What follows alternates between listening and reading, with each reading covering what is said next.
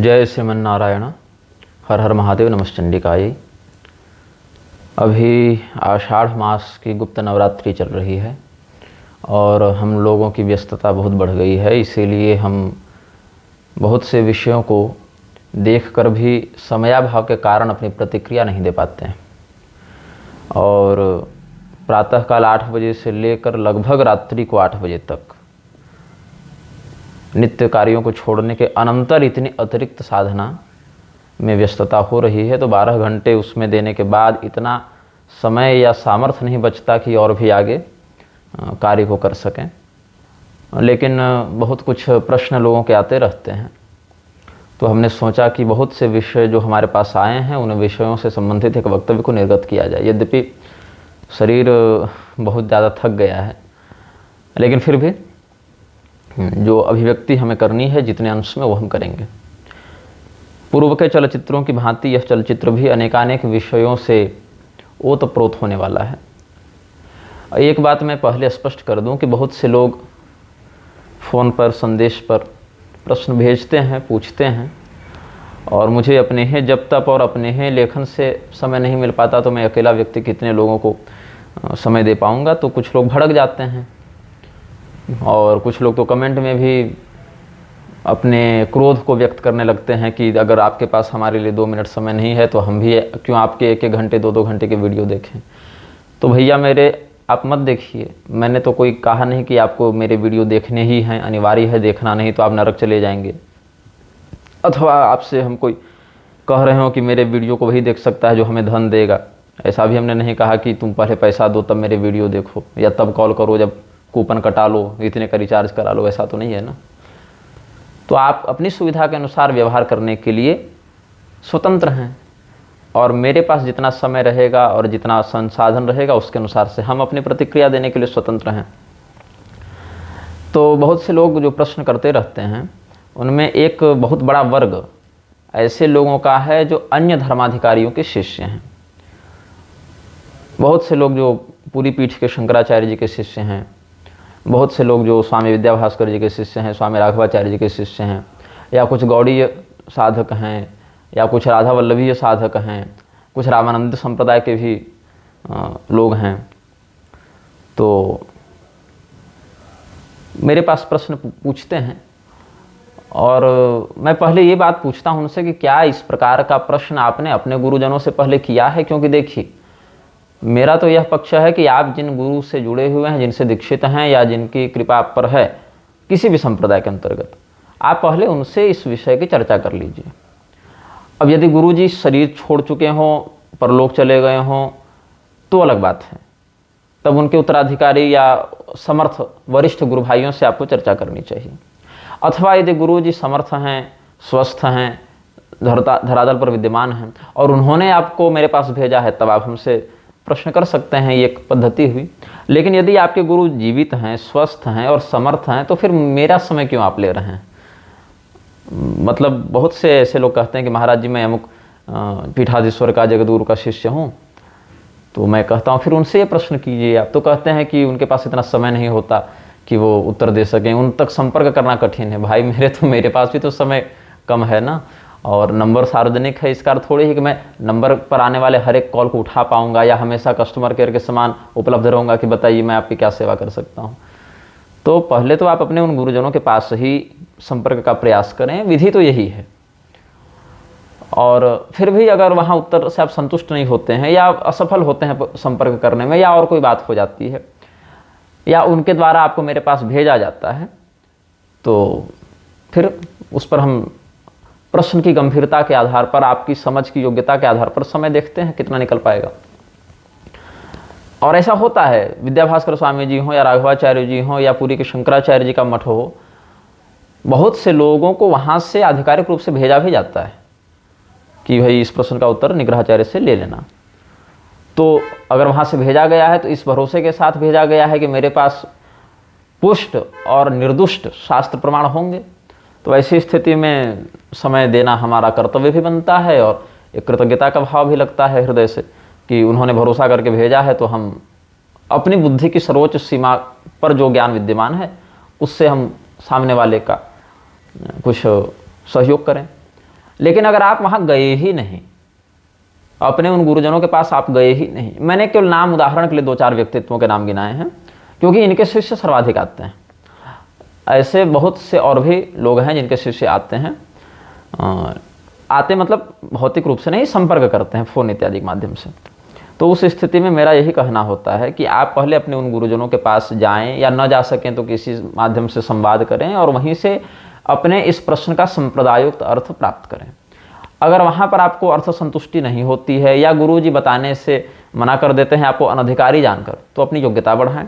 और अगर आप पहले से योग्य हैं ऐसा आपको लगता है और फिर भी आप किसी कारणवश कोई ऐसी विडंबना हो गई कि बात नहीं बन पाई, तो फिर आप प्रश्न कर सकते हैं। तो मैं मना तो नहीं करूँगा कि आप मत पूछिए, ऐसे तो मैं थोड़ी कह दूंगा कि भाग जाओ, लेकिन फिर भी जितना समय निकल पाता है उसके आधार पर मैं कार्य कर पाता हूँ। निग्रह प्रवेश का इत्यादि भी कार्य बहुत पीछे चला गया है क्योंकि समय नहीं मिल पा रहा है, तो उधर भी समय देना होता है।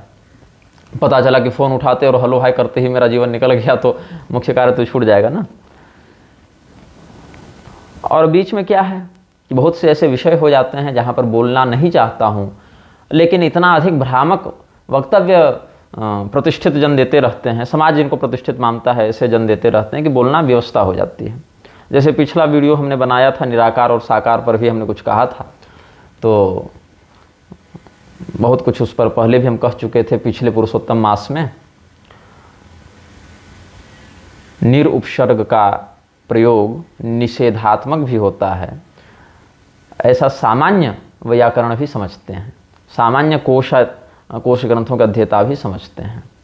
पुनरप्रथमे भेदे निर्निश्चय निषेधयो, इस प्रकार का अमरकोश का वाक्य देखा जा सकता है। लेकिन दुर्भाग्य है कि स्वयं को ऋग्वेद से लेकर हनुमान चालीसा तक मेरे कंठ में है, ऐसा टीवी पर सार्वजनिक रूप से वक्तव्य देने वाले गिरधर मिश्र उर्फ रामभद्राचार्य कहते हैं कि निर का अर्थ तो यहाँ पर निषेधात्मक होगा ही नहीं, निश्चय के अर्थ में और निषेध के अर्थ में दोनों तात्पर्यों के लिए निर का प्रयोग करते हैं।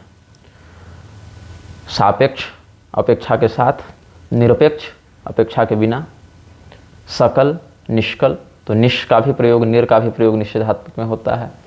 या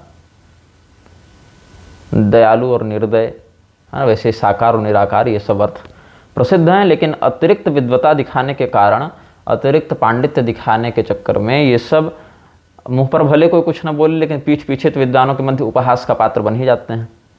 उधर शंकर सुवन केसरी नंदन पर जितना बखेड़ा खड़ा किया इस व्यक्ति ने, गिरधर मिश्र ने, और कहाँ कहाँ से पक्ष विपक्ष से हंगामा उठकर खड़ा हो गया। गोस्वामी तुलसीदास जी ने गाइए गणपति जगवंदन शंकर सुवन भवानी नंदन, ये शंकर सुवन शब्द शिव जी के अपत्य के अर्थ में प्रयोग जो किया है गणेश जी के लिए किया है। और बजरंग बाण में जय अंजनी कुमार बलवंता शंकर सुवन वीर हनुमंता, ये भी प्रयोग किया है। अब इस पर स्वामी राम सुखदास जैसे लोग तो ये भी कह दिए हैं कि गोस्वामी जी की रचना ही नहीं है बजरंग बाण, क्योंकि वो दुहाई नहीं दे सकते। तो फिर हनुमान बाबू को भी कहिए कि नहीं रचना है दुहाई के कारण, तो ये तो कोई बात नहीं हुई। इस प्रकार का जो कुतथ्य है वो श्रद्धेय नहीं समझते हैं। और कहने को तो रामभद्राचार्य ये भी कहते फिरते हैं कि जो कोहिनूर हीरा है वही समंतक मणि है, और हमने देखा है सूर्य के समान आज भी उसमें चमक है कि नेत्रहीन होने के बाद भी हमारी आंखें चौंधी आ गई। तो क्या है, 10 हस्ता हरी तक की वाला वक्तव्य है ये सब कि हाँ भैया हरे हम देखें हमारे खेत में उगता था, 10-10 हाथ के तो हम उगाए हैं।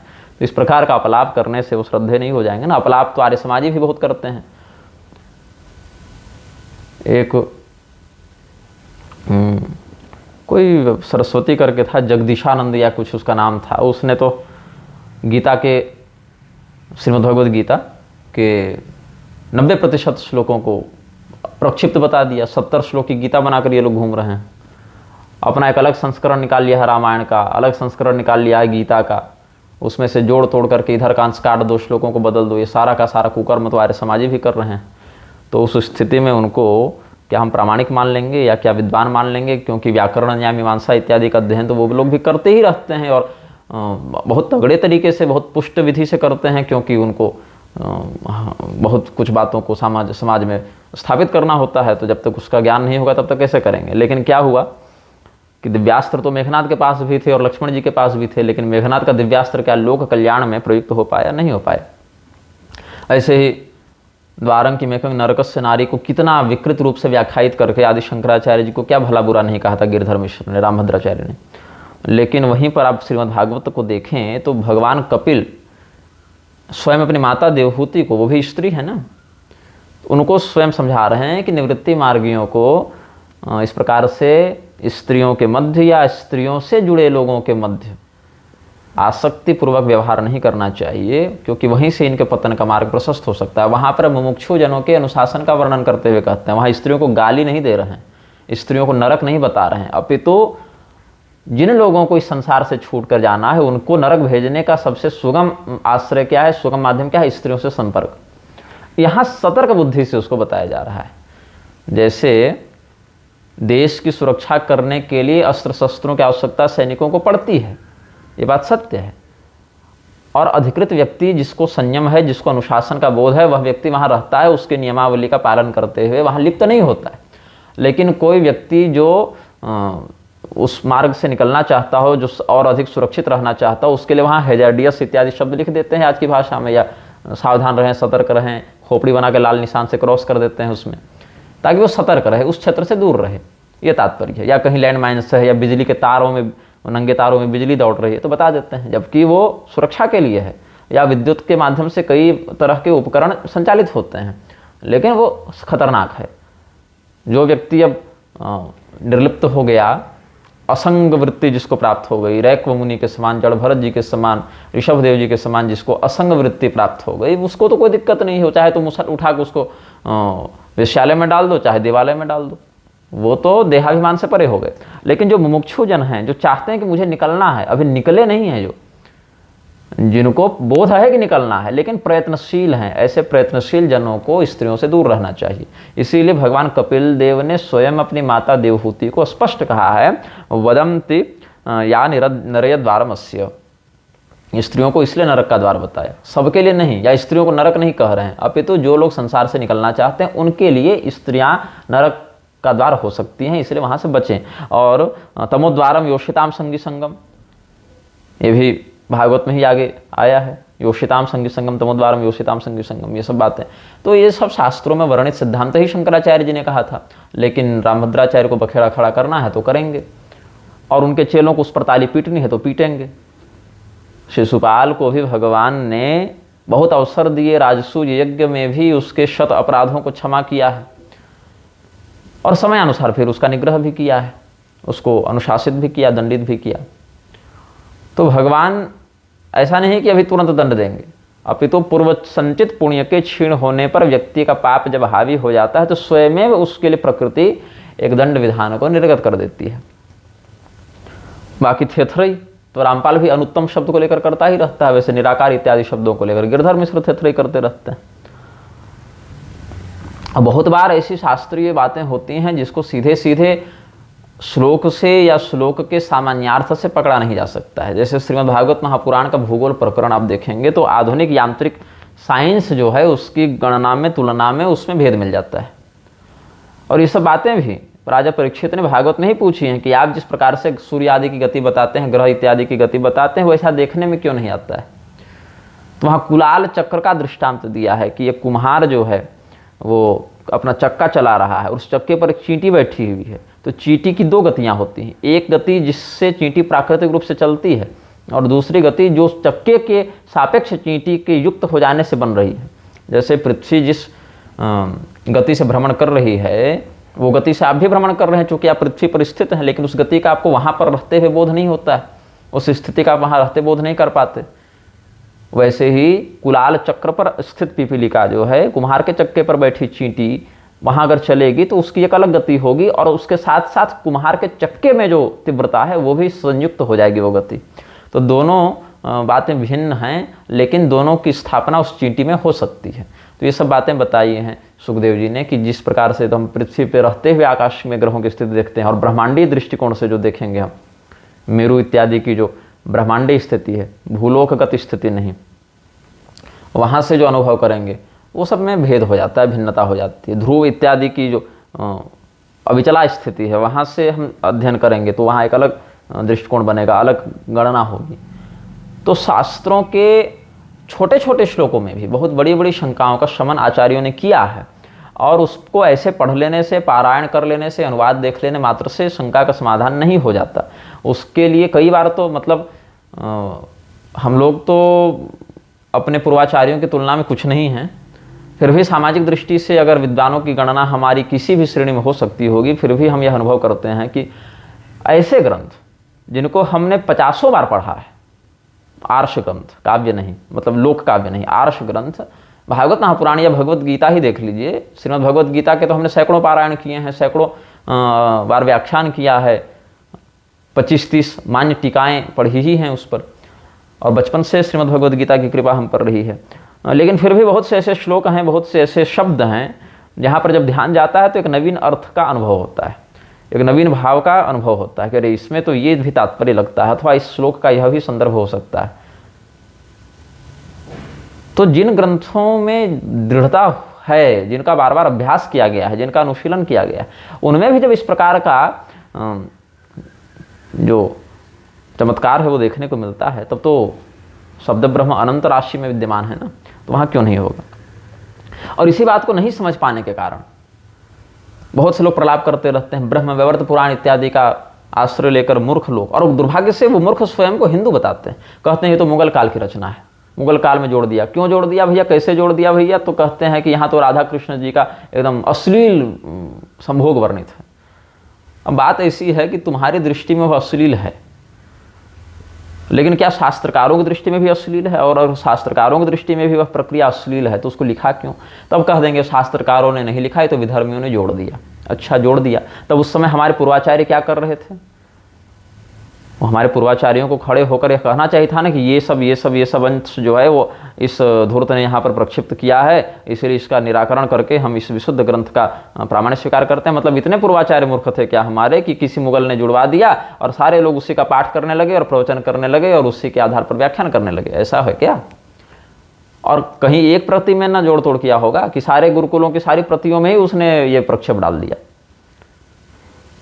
और अगर ब्रह्मवैवर्त पुराण आदि ही उस समय लिखे गए तो फिर अन्य जो पुराण जिनको तुम ब्रह्मवैवर्त से पहले का मानते हो, यहाँ तक कि चाणक्य इत्यादि आचार्यों ने भी 18 पुराणों का वर्णन तो किया ही है, उनकी चर्चा की है। तो या बहुत से ऐसे पुराण जैसे विष्णु पुराण आदि का संदर्भ या कूर्म पुराण आदि का संदर्भ तो पूर्वाचार्यों ने, शंकराचार्य जी ने और रामानुजाचार्य जी इत्यादि ने दिया ही है, पद्म पुराण इत्यादि का दिया है, विष्णु पुराण इत्यादि का। तो क्या उन पुराणों में जो अष्टादश पुराणों की सूची है वहाँ पर ब्रह्मवैवर्त का नाम नहीं मिलता क्या? उसकी श्लोक संख्या का, विषय सूची का? नारद पुराण में आप देख लीजिए ना, 18 पुराणों का नाम, उनका प्राधान्य प्रतिपादित विषय सब वर्णित है। तो शास्त्र जो लिखते थे ऐसे ऋषि महर्षि जिस प्रज्ञा का प्रयोग करके शास्त्रों का लेखन करते थे, ये नहीं कि मोबाइल उठाए और PDF देख देख के शास्त्र पढ़ लिए, वो नहीं, न्यास करके विधिपूर्वक आचमन प्रतिष्ठा न्यास पवित्र धारण करके उन ग्रंथों का लेखन किया जाता था, स्वाध्याय किया जाता था।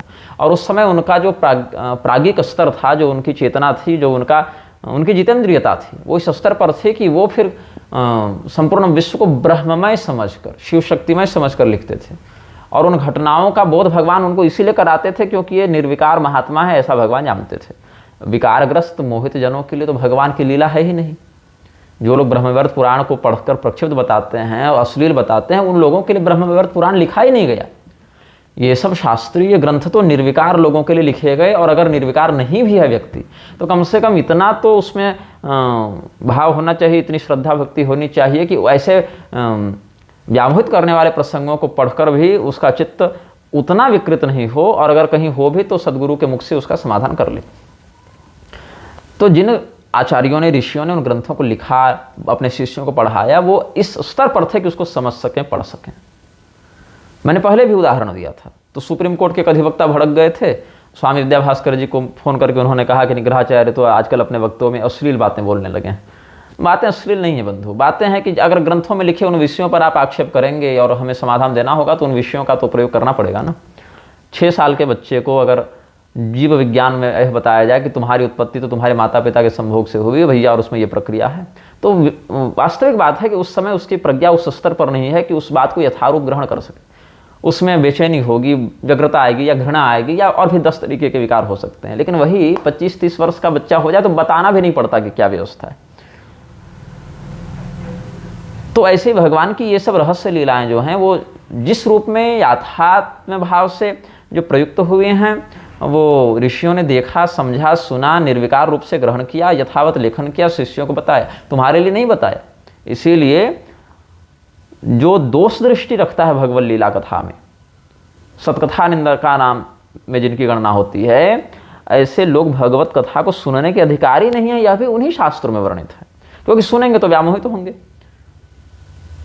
प्रवरा अवराश्चेति श्रोतारो द्विविधा मता, श्रीमद् भागवत महापुराण का जो स्कंद पुराणोक्त वैष्णव खंडोक्त जो महात्म्य है, जिस पर हम बारंबार प्रवचन करते रहे हैं, कुछ दिनों में वो प्रवचन पुनः भरतपुर में मेरी जो कथा हुई बयाना में, वहाँ से जो हमने कुछ रिकॉर्डिंग करवाई है वो उपलब्ध करवा दी जाएगी आप लोगों को। तो श्रोता के रूप में अगर वो बैठ भी जाए तो उसको अवर श्रोता कहते हैं, उत्तम श्रोता नहीं कहते, निम्न कोटि का श्रोता कहते हैं। भेरुंड, वृक इत्यादि श्रोताओं के अधम कोटि होते हैं, ऐसे ही कोटि में इन अश्रद्धालुओं की गणना होती है। तो अन्यान्य पुराणों में भी ब्रह्म वैवर्तादि का नाम मिलता है, उनका संदर्भ मिलता है, उनके प्रतिपाद्य विषयों का वर्णन मिलता है, और ये सब विषय उन्हीं लोगों के लिए हैं जो निर्विकार हैं, निर्मल हृदय के हैं और भगवत कथा को उसी दिव्य स्तर पर जाकर समझने का प्रयास करते हैं। जन्म कर्म चमे दिव्यम एवं यो वेत्ति तत्वतः त्यक्त्वा देहम पुनर्जन्म नयति मामेति सोर्जुन। ऐसी दिव्य योग्यता जिस श्रोता में हो या वक्ता में हो, वही व्यक्ति इस कथा को कहे या सुने। अब एक वृंदावन का कोई मनुश्री था, उसने तो किसी बालिका के प्रश्न के उत्तर में कह दिया कि हम पुराणों से इन अंश को हटवा देंगे। वाह जी पावर आदमी,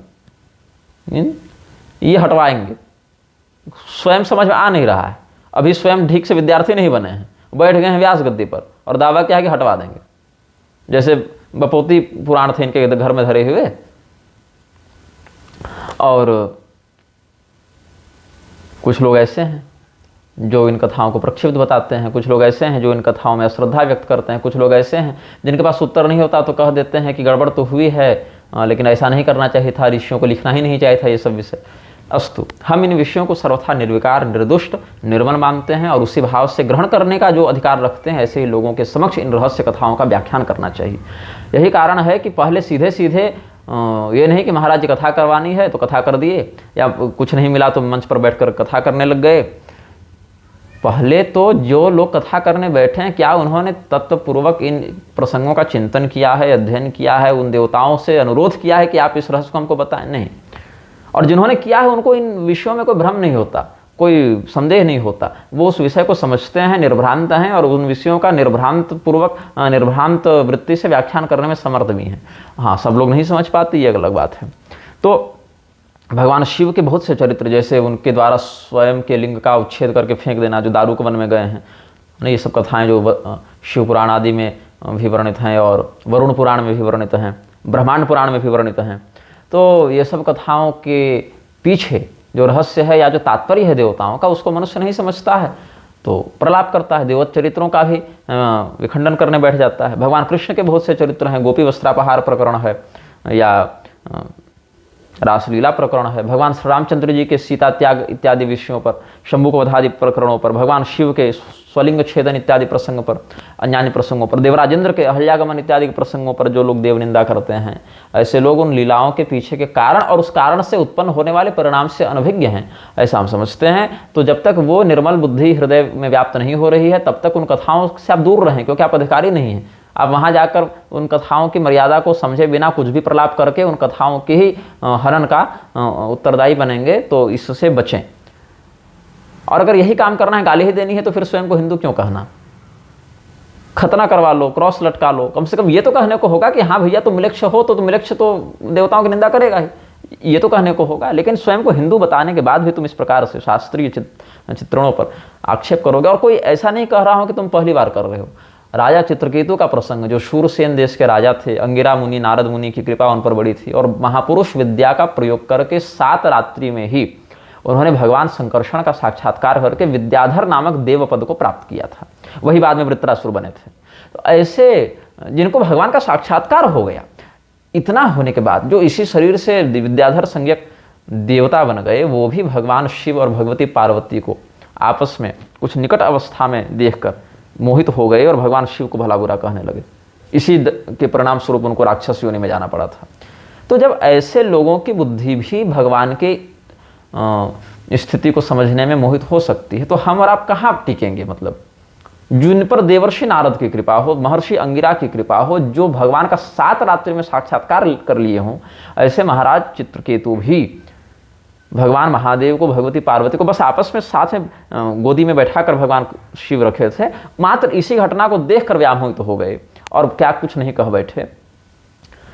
जबकि वहीं देवर्षि नारद बैठे हैं, वहीं ब्रह्मा जी बैठे हैं, सनत कुमार बैठे हैं, स्वयं महाराज मनु बैठे हैं, कपिल मुनि बैठे हैं, भृगु मुनि बैठे हैं, लेकिन इन लोगों के मन में शिव शक्ति का रहस्य बैठा हुआ था। इसीलिए इन लोगों के मन में न कोई विकार आया, न भ्रम हुआ, न कोई तरह की बातें हुई। लेकिन राजा चित्रकेतु के मन में था। तो केवल ये नहीं कह सकते कि हम शास्त्र पढ़ लिए या किसी मंत्र की सिद्धि कर लिए तो भगवान के रहस्य को जान जाएंगे, ऐसा नहीं है।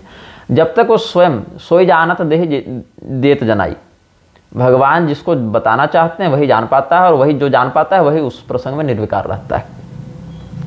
अब इस्कॉन का कोई व्यक्ति था, वो कह रहा था कि शंकराचार्य कहते हैं जगन मिथ्या, और इसीलिए जगत गुरु अपने आप को कहते हैं, तो उनका जगत गुरु भी मिथ्या। इस पर पूरी शंकराचार्य ने बड़ा सुंदर उत्तर दिया था, उनके चैनल पर होगा, देख लीजिएगा। और लेकिन फिर कृष्ण वंदे जगत गुरु का उद्भव से ही लोग करते हैं, तो इसमें क्या कह सकते हैं। अच्छा, फिर इस पर भी बहुत विवाद होता है।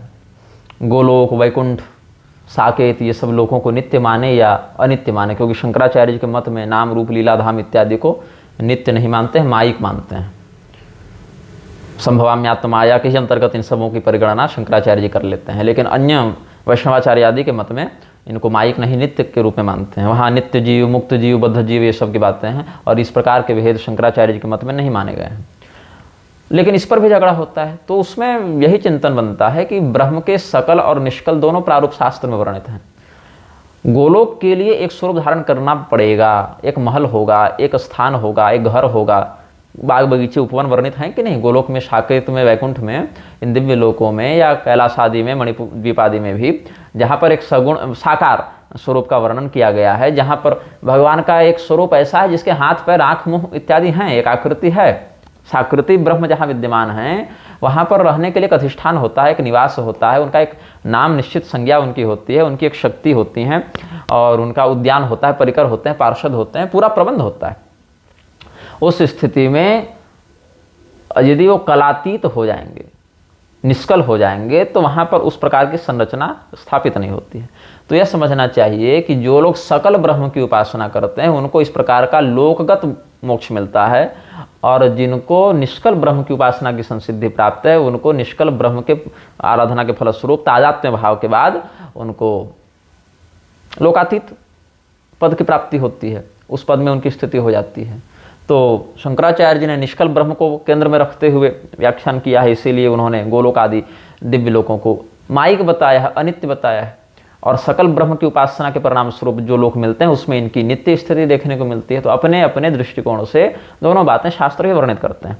अब इस पर एक और हाल में विवाद हुआ था, जिस पर बहुत से रामानुजी आचार्यों ने भी और कुछ तो शंकराचार्य जी के मतावलंबी लोगों ने भी हमें संदेश भेजा। कुछ ने फेसबुक पर लिखा, कुछ ने व्हाट्सएप पर मैसेज किया, कुछ ने हमारे प्रभारी जी को फ़ोन करके कहा और कि शंकर मतावलंबी कुछ लोग रामानुजाचार्य जी के विषय में अपशब्द बोल रहे हैं। तो क्षितिज सोमानी और प्रसून मिश्र इत्यादि लोगों का हमने पोस्ट पढ़ा था, लेख पढ़ा था, तो उसमें उनका यही पक्ष था कि पहले तो उनकी शब्दावली पर ही हमने आपत्ति की थी। उन्होंने सीधे सीधे आचार्यत्व का ही निषेध कर दिया था कि ऐसे लिखा उन्होंने क्षमस्वापराधम में, क्योंकि शब्दावली को मैं कोट करने जा रहा हूँ, संदर्भित करने जा रहा हूँ कि रामानुज मध्व इत्यादि तो वैष्णवाचार्य ही नहीं हैं, ये सब तो नकली वैष्णव हैं। पांचरात्र के मत में भी इनका अधिकार नहीं, इन्होंने पांचरात्र की विकृत व्याख्या की है, ये सब बातें उन्होंने कही।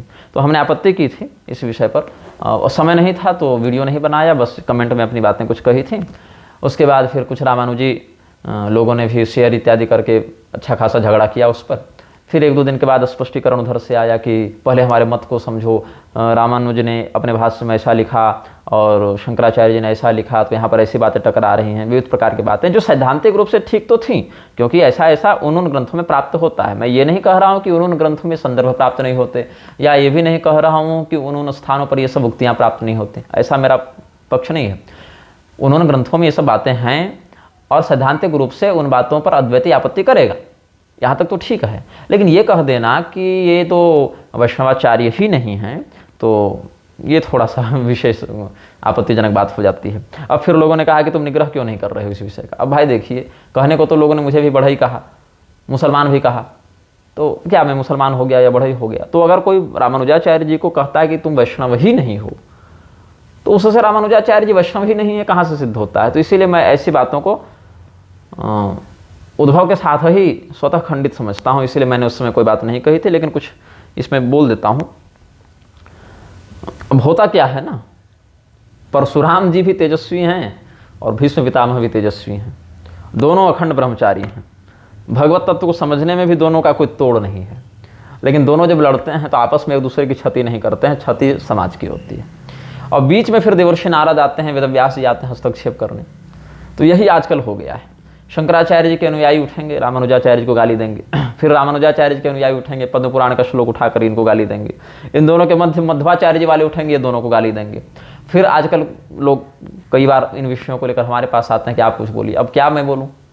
शंकराचार्य जी शिव जी के अवतार हैं, रामानुजाचार्य जी शेषनाग के अवतार हैं, मध्वाचार्य जी वायुदेव के, किंबा हनुमान जी के अवतार हैं, मरुदंश है उनमें। तो इन आचार्यों ने आपस में जो माथा पीटा है, सिद्धांत प्रतिपादन किया है, माथा पीटा मैंने इसीलिए कहा है क्योंकि इनके चेहरे माथा ही पीट रहे हैं अपने अपने आचार्यों के नाम पर। लक्ष्य तो इनका सिद्धांत प्रतिपादन था, लेकिन उसमें भी रामानुजाचार्य जी ने आदि शंकराचार्य जी को मूर्ख कह दिया, तो मलिन बुद्धि वाला कह दिया, तो मध्वाचार्य जी ने कहा कि रजस्वला के छूने से जैसे वस्तुएं पवित्र हो जाती हैं वैसे वेद अपवित्र हो गए। ये सब बातें लिखी आपत्तिजनक हैं। देखिए, हमने कभी ये नहीं कहा कि रामानुजाचार्य जी ने आदि शंकराचार्य जी के ऊपर जो निजी आक्षेप किया है या अद्वैतियों के ऊपर जो आक्षेप किया है हम उसका समर्थन करते हैं या उस बात को श्रद्धेय मानते हैं। हमारा ये पक्ष कभी नहीं रहा है। न मध्वाचार्य जी ने जो कुछ बातें लिखी हैं शंकराचार्य जी के विरुद्ध, उसका हम सत्यापन करते हैं या हम उन बातों को श्रद्धेय मानते हैं, कभी नहीं। हमारा पक्ष यही रहा है कि मध्वाचार्य जी के संप्रदाय में, उनके मत में जो बात सैद्धांतिक रूप से प्राप्त है, उस बात को उनके संप्रदाय के अंतर्गत मान्यता है, उनके लिए वह बात प्रमाण है और उनके लिए वह प्रमाण आचरणीय भी है। एवं विध रामानुजाचार्य जी हों, वल्लभाचार्य जी हों या शंकराचार्य जी हों, इनको अपने अपने आचार्यों के माध्यम से जो ज्ञान प्राप्त हुआ है और जिन जिन दिव्यांशों से, दिव्यावदान से युक्त थे, उन दिव्यावदानों की संप्रदाय परंपरा में वो अर्थ मान्य है और वो अर्थ प्रतिपाद्य है। फिर इस पर कुछ लोगों ने कहा कि तब तो रामभद्राचार्य ने भी आदि शंकराचार्य जी के विरुद्ध बहुत कुछ लिखा बोला, तो आप क्यों विरोध करते हैं और रामानुजाचार्य जी का क्यों विरोध नहीं करते हैं? इसका कारण ये है, भगवान श्री कृष्ण रास रचाए, वो समर्थ थे, उसके तत्व को समझते थे, उस विधि के अधिकारी थे, उन्होंने किया।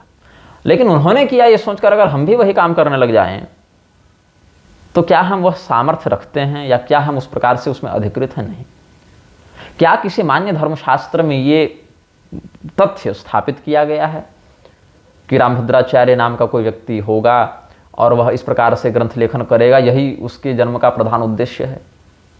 ऐसा क्या किसी मान्य वेद पुराण स्मृति तंत्र आदि में उद्घोष किया गया है? अब अपने से बनाकर कोई लिख दे तो अलग बात है, लेकिन जिसकी मान्यता सत्पुरुषों के शिष्टों के समाज में, क्या ऐसी कोई बात है? नहीं। लेकिन रामानुजाचार्य जी के विषय में, मध्वाचार्य जी के विषय में ये सब जो है मान्य प्रमाण तो प्राप्त होते हैं। अब इन्हीं मान्य प्रमाणों में एक सौर पुराण का भी प्रमाण है, जिसको हमने स्वयं अपने ग्रंथों में उद्धृत भी किया है। उसी का आश्रय लेकर फिर मुझे कहा गया कि आप तो मध्वाचार्य जी के विषय में सब लिख चुके हैं कि वो पूर्व पक्षी रहेंगे और सिद्धांत पक्ष में उनकी पटुता नहीं रहेगी, ये सब बातें हैं, गुरु जी के द्वारा उनको शाप मिलेगा, पद्म पादुकाचार्य जी के द्वारा, ये सब बातें। मैंने कहा बिल्कुल, सौर पुराण के इन प्रमाणों को हमने देखा है, हमने लिखा है और उसको हम प्रामाणिक मानते हुए ही लिख रहे हैं। लेकिन फिर भी आप चिंतन करें कि जब हमने महावाक्यों का निवृत्ति भाष्य लिखा तो हमने वहाँ स्वयं मध्वाचार्यम श्री गुरुमूर्तिम प्रणतोस्मि यह लिखा, मध्वाचार्य जी को हम गुरु स्वरूप में प्रणाम करते हैं। भले मैं सिद्धांत पक्ष से अद्वैती हूँ और मध्वाचार्य जी से हमेशा उत्तर दक्षिण रहेंगे हम लोग, क्योंकि उद्वैत हैं, हम लोग अद्वैत हैं, लेकिन फिर भी हमने मध्वाचार्य के विरुद्ध न कोई ऐसी शब्दावली लिखी जो आपत्तिजनक हो और न हमने उनका तिरस्कार किया, हमने उनको गुरु स्वरूप मानकर ही प्रणाम किया है, क्योंकि वो वायुदेव के अवतार हैं और वायु समों के गुरु हैं। यह भी सिद्धांत पुराणों में प्रतिपादित है, जहां से लेकर हमने नक्षत्र माहेश्वरी में ये बात लिखी भी है। तो भगवान वायुदेव के अवतार होने मात्र से हम उनको प्रणम्य मानते हैं। अब कुछ लोग फिर इसमें यह कहेंगे कि फिर तो भगवान विष्णु के अवतार बुद्ध जी भी हैं, तो बुद्ध जी को क्यों नहीं मानते हो? इसीलिए नहीं मानते हैं क्योंकि बुद्ध जी को नहीं मानना है ऐसा शास्त्र निर्देश करते हैं। शास्त्रों में यह कहा गया है उनके अवतार का उद्देश्य कि भाई ये तो असुरों को मोहित करने के लिए आएंगे, इसीलिए सत्पुरुषों के द्वारा इनके उपदेशों का अनुकरण शोभनीय नहीं है। अगर शास्त्र मुझे ऐसा निर्देश दें कि मध्वाचार्य जी के सिद्धांत जो हैं वो इस प्रकार से पथभ्रष्ट करने वाले हैं, तो अवतार होने से समान है भैया, अलग है, लेकिन और कोई विशेष संपर्क नहीं, तो सोचेंगे इस पर। लेकिन ऐसा कोई शास्त्र वाक्य मेरे संज्ञान में नहीं है। हाँ, ये अवश्य है कि मध्वाचार्य जी के विषय में सौर पुराण में बहुत सी बातें हैं जिसको मध्वाचार्य जी के अनुयायी अप्रामाणिक मानते हैं। और वहीं पर शंकराचार्य जी इत्यादि का संदर्भ लेते हुए पद्म पुराण या गरुड़ पुराण के ब्रह्मकांड से बहुत सी बातें वैष्णवाचार्य बताते हैं जिनको शंकराचार्य जी के अनुयायी अप्रामाणिक मानते हैं।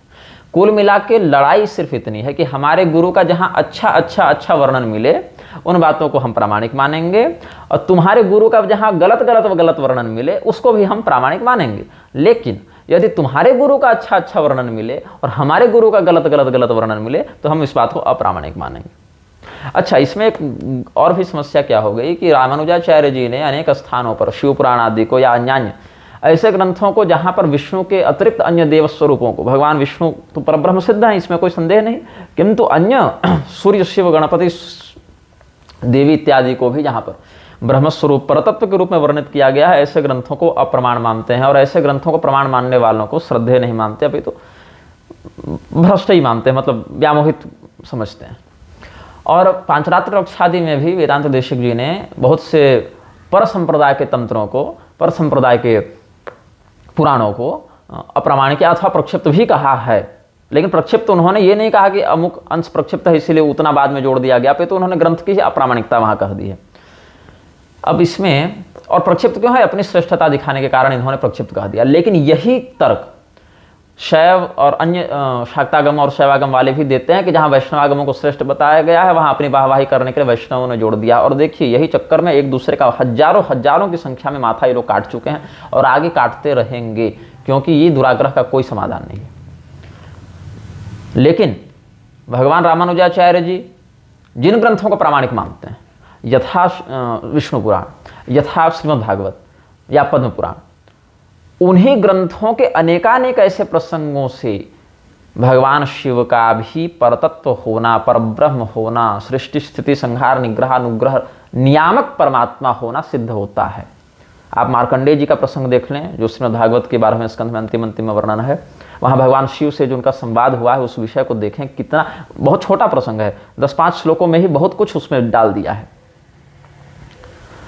और आप हलाहल पान का प्रसंग देखें, दक्ष प्रजापति वाला प्रसंग देखें, बहुत से, या प्रचेताओं के द्वारा भगवान रुद्र की स्तुति देखें, या भगवती दिति जब कामातुरा होकर भगवान कश्यप के पास गर्भाधान की इच्छा से गई हैं तो यह सायंकाल की घोर वेला है, भगवान शिव अभी देवी सती के साथ भ्रमण करने निकले हैं, ऐसा वर्णन करके जब उन्होंने इस कृत्य का निषेध किया है, वहां भगवान शिव का जो महात्म्य बताया है। बहुत से ऐसे प्रसंग मिलेंगे जहां भगवान शिव को परतत्व के रूप में स्थापित किया है सुखदेव जी ने।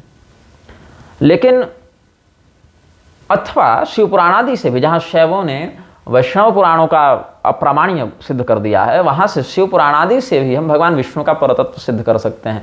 क्योंकि अभी तो मुझे हंसी लाती है कि बहुत से रामानुजी आचार्य, जो स्वयं के नाम के आगे जगतगुरु रामानुजाचार्य इत्यादि विरद भी लिखते हैं, वो भी शिव पुराणादि की कथा कह रहे हैं, वहां से भी दक्षिणा ले रहे हैं।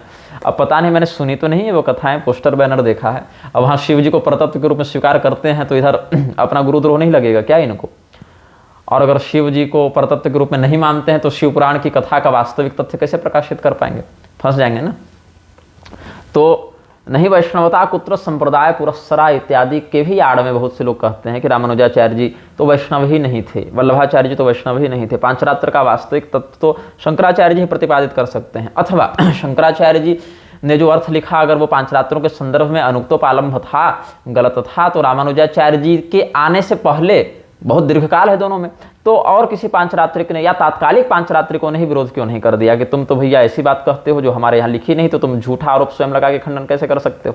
ऐसा प्रतिपक्षी वाद कर सकता है, लेकिन ऐसा उन्होंने नहीं किया। तो बात ऐसी है बंधु, पांचरात्रों के संदर्भ में भगवान शंकराचार्य जी ने जो कथन कहा, वह कथन तात्कालिक पांचरात्रिक आचार्यों के संदर्भ में, उनके दृष्टिकोण में युक्त था, इसीलिए उन्होंने शंकराचार्य जी के मत को स्वीकार किया, अपनी पराजय मानी। और जब रामानुजाचार्य जी के रूप में शेषनाग आते हैं तो वहां पर रामानुजाचार्य जी के आचार्यत्व का प्रोत्साहन भगवान को करना अभिष्ट था, इसीलिए वहां पर उन्होंने यह चिंतन किया कि अमुक अमुक प्रसंग में आदि शंकराचार्य जी का अर्थ गलत जा रहा है। हाँ, हो सकता है उनकी शब्दावली में, हो सकता है क्या लिखा ही है, उनकी शब्दावली में आदि शंकराचार्य जी के लिए अत्यंत कटु और कलुषित शब्दों का प्रयोग किया गया है। लेकिन आप तो शब्द की बात करते हैं यहाँ पर, मैं तो कहता हूं कि अगर दोनों देवता एक दूसरे पर दिव्यास्त्र भी चला दें तो इनको दोष नहीं लगेगा। जैसे औरंगजेब जाकर किसी शिवलिंग पर प्रहार करे, और बाणासुर वाले प्रकरण में भगवान कृष्ण ने भगवान शिव पर दिव्यास्त्रों का प्रहार किया। औरंगजेब के प्रहार की तुलना में भगवान कृष्ण के द्वारा चलाया गया दिव्यास्त्र कितना उच्च स्तरीय होगा। लक्ष्य तो शिव जी हैं ना दोनों के लिए, लेकिन फिर भी आप सपने में भी औरंगजेब के कृत्य को और भगवान कृष्ण के कृत्य को एक पक्ष में नहीं रख सकते हैं, और औरंगजेब को जो दोष लगेगा वही दोष भगवान कृष्ण को नहीं लगेगा। अभी कॉरिडोर के नाम पर जितना उत्पात कर दिया गया, अनेकानेक तीर्थों में भी उत्पात किया ही जा रहा है। वहां पर जो वाराणसी को ही देख लीजिए ना आप, वाराणसी नगरी में ही जितना उत्पात किया गया है सरकार के द्वारा विकास के नाम पर। अभी महाश्मशानेश्वर भगवान जो है वो मल युक्त सीवर के जल में डूब गए। बताइए वहां कहां से देव तत्व वास करेगा। और भगवान सुदर्शन चक्र ने जो निन्य वन्य काशी दौसिक जटिल ज्योतिषाय नदाहम, काशी को पूरा, वाराणसी को पूरा एकदम भस्मीभूत कर दिया, तो क्या इन दुष्टों को जो पाप लगेगा वो सुदर्शन चक्र को ही पाप लगेगा? नहीं लगेगा। वो सब दिव्य तत्व हैं, और दिव्य तत्वों के आंतरिक ऊर्जा में जो समन्वय होता है उसमें, या भगवान शिव ने ही जो भगवान सूर्य को, अब भगवान सूर्य को गाली दे दें तो दोष लगेगा। बहुत बार तो कुष्ठ इत्यादि भी प्रत्यक्ष हमने देखे हैं कि देवापमान करने वालों को लगता है। तो क्या वही सूर्य हत्या का दोष भगवान शिव को लगा? नहीं लगा। फिर भी लोक मर्यादा के लिए उन्होंने कश्यप जी के शाप को स्वीकार करके गणपति जी के वध में अपने पुत्र शोक को चरितार्थ किया, लेकिन फिर भी वो उन दोनों बातों को एक पक्ष में आप नहीं रख सकते हैं।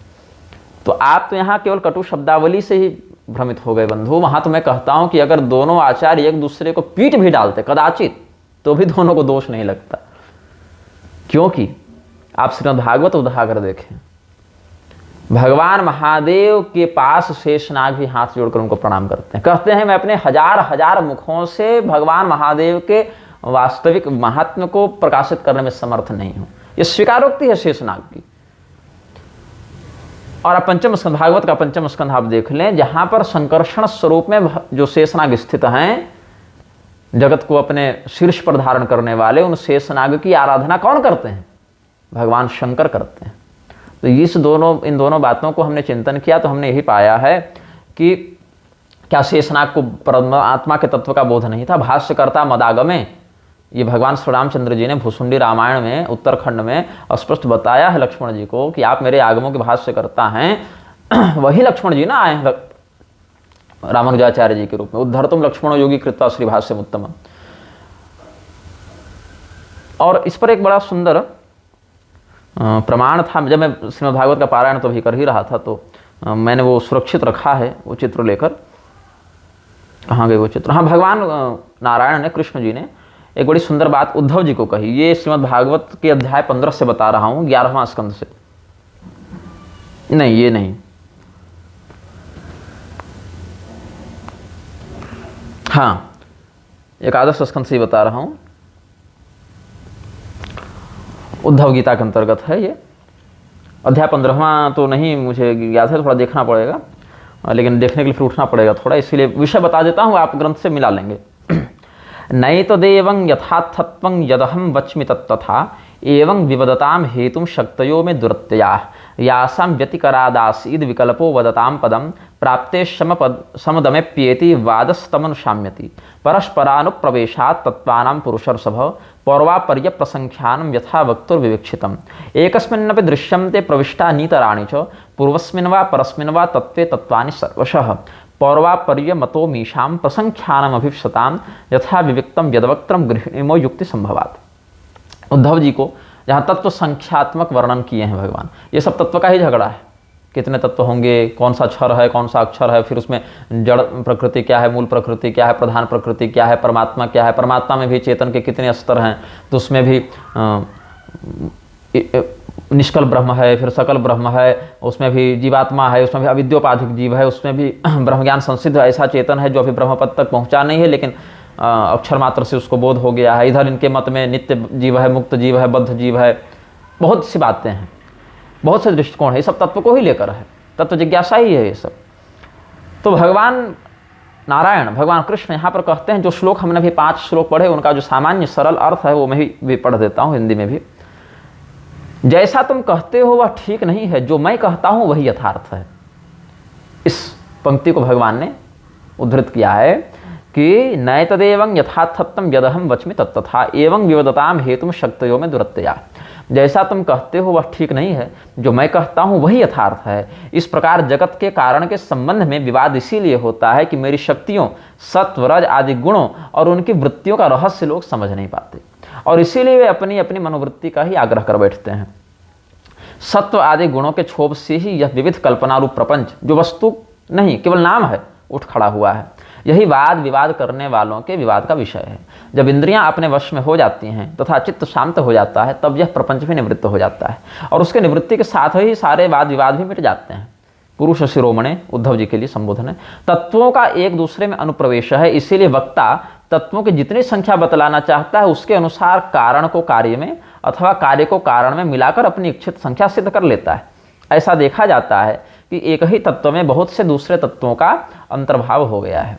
इसका कोई बंधन नहीं है कि किसका किस में अंतर्भाव हो। कभी घटपट आदि कार्य वस्तुओं का उनके जो कारणभूत मिट्टी सूत्रादि में, या मिट्टी सूत्रादि का घटपट आदि कार्यों में अंतर्भाव हो जाता है।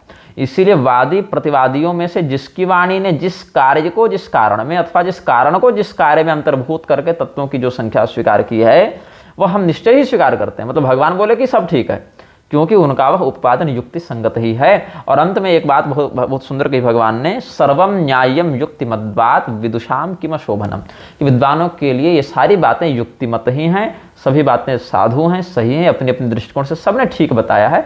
विद्वानों के लिए कोई भी अशोभनीय बात नहीं है।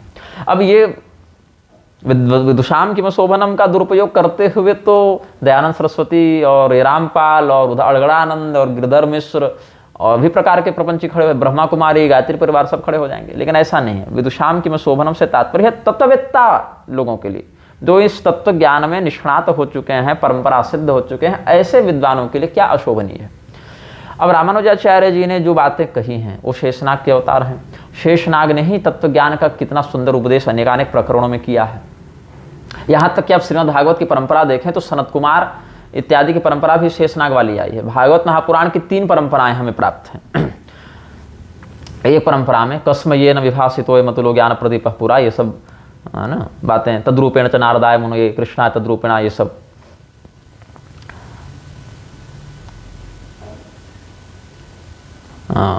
भगवान नारायण से ब्रह्मदेव ने प्राप्त किया, ब्रह्मदेव से देवर्षि नारद ने प्राप्त किया, नारद जी से वेदव्यास जी ने प्राप्त किया, वेदव्यास जी से सुखदेव जी ने प्राप्त किया, वहां से परीक्षित जी ने प्राप्त किया, एवं विधि इस कथा का प्रसार संसार में हुआ।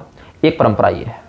दूसरी परंपरा है आनंद रामायण के अनुसार, वही परंपरा है लेकिन इसमें थोड़ा वैशिष्ट क्या है कि देवर्षि नारद और वेदव्यास जी के बीच में वाल्मीकि जी आए हैं।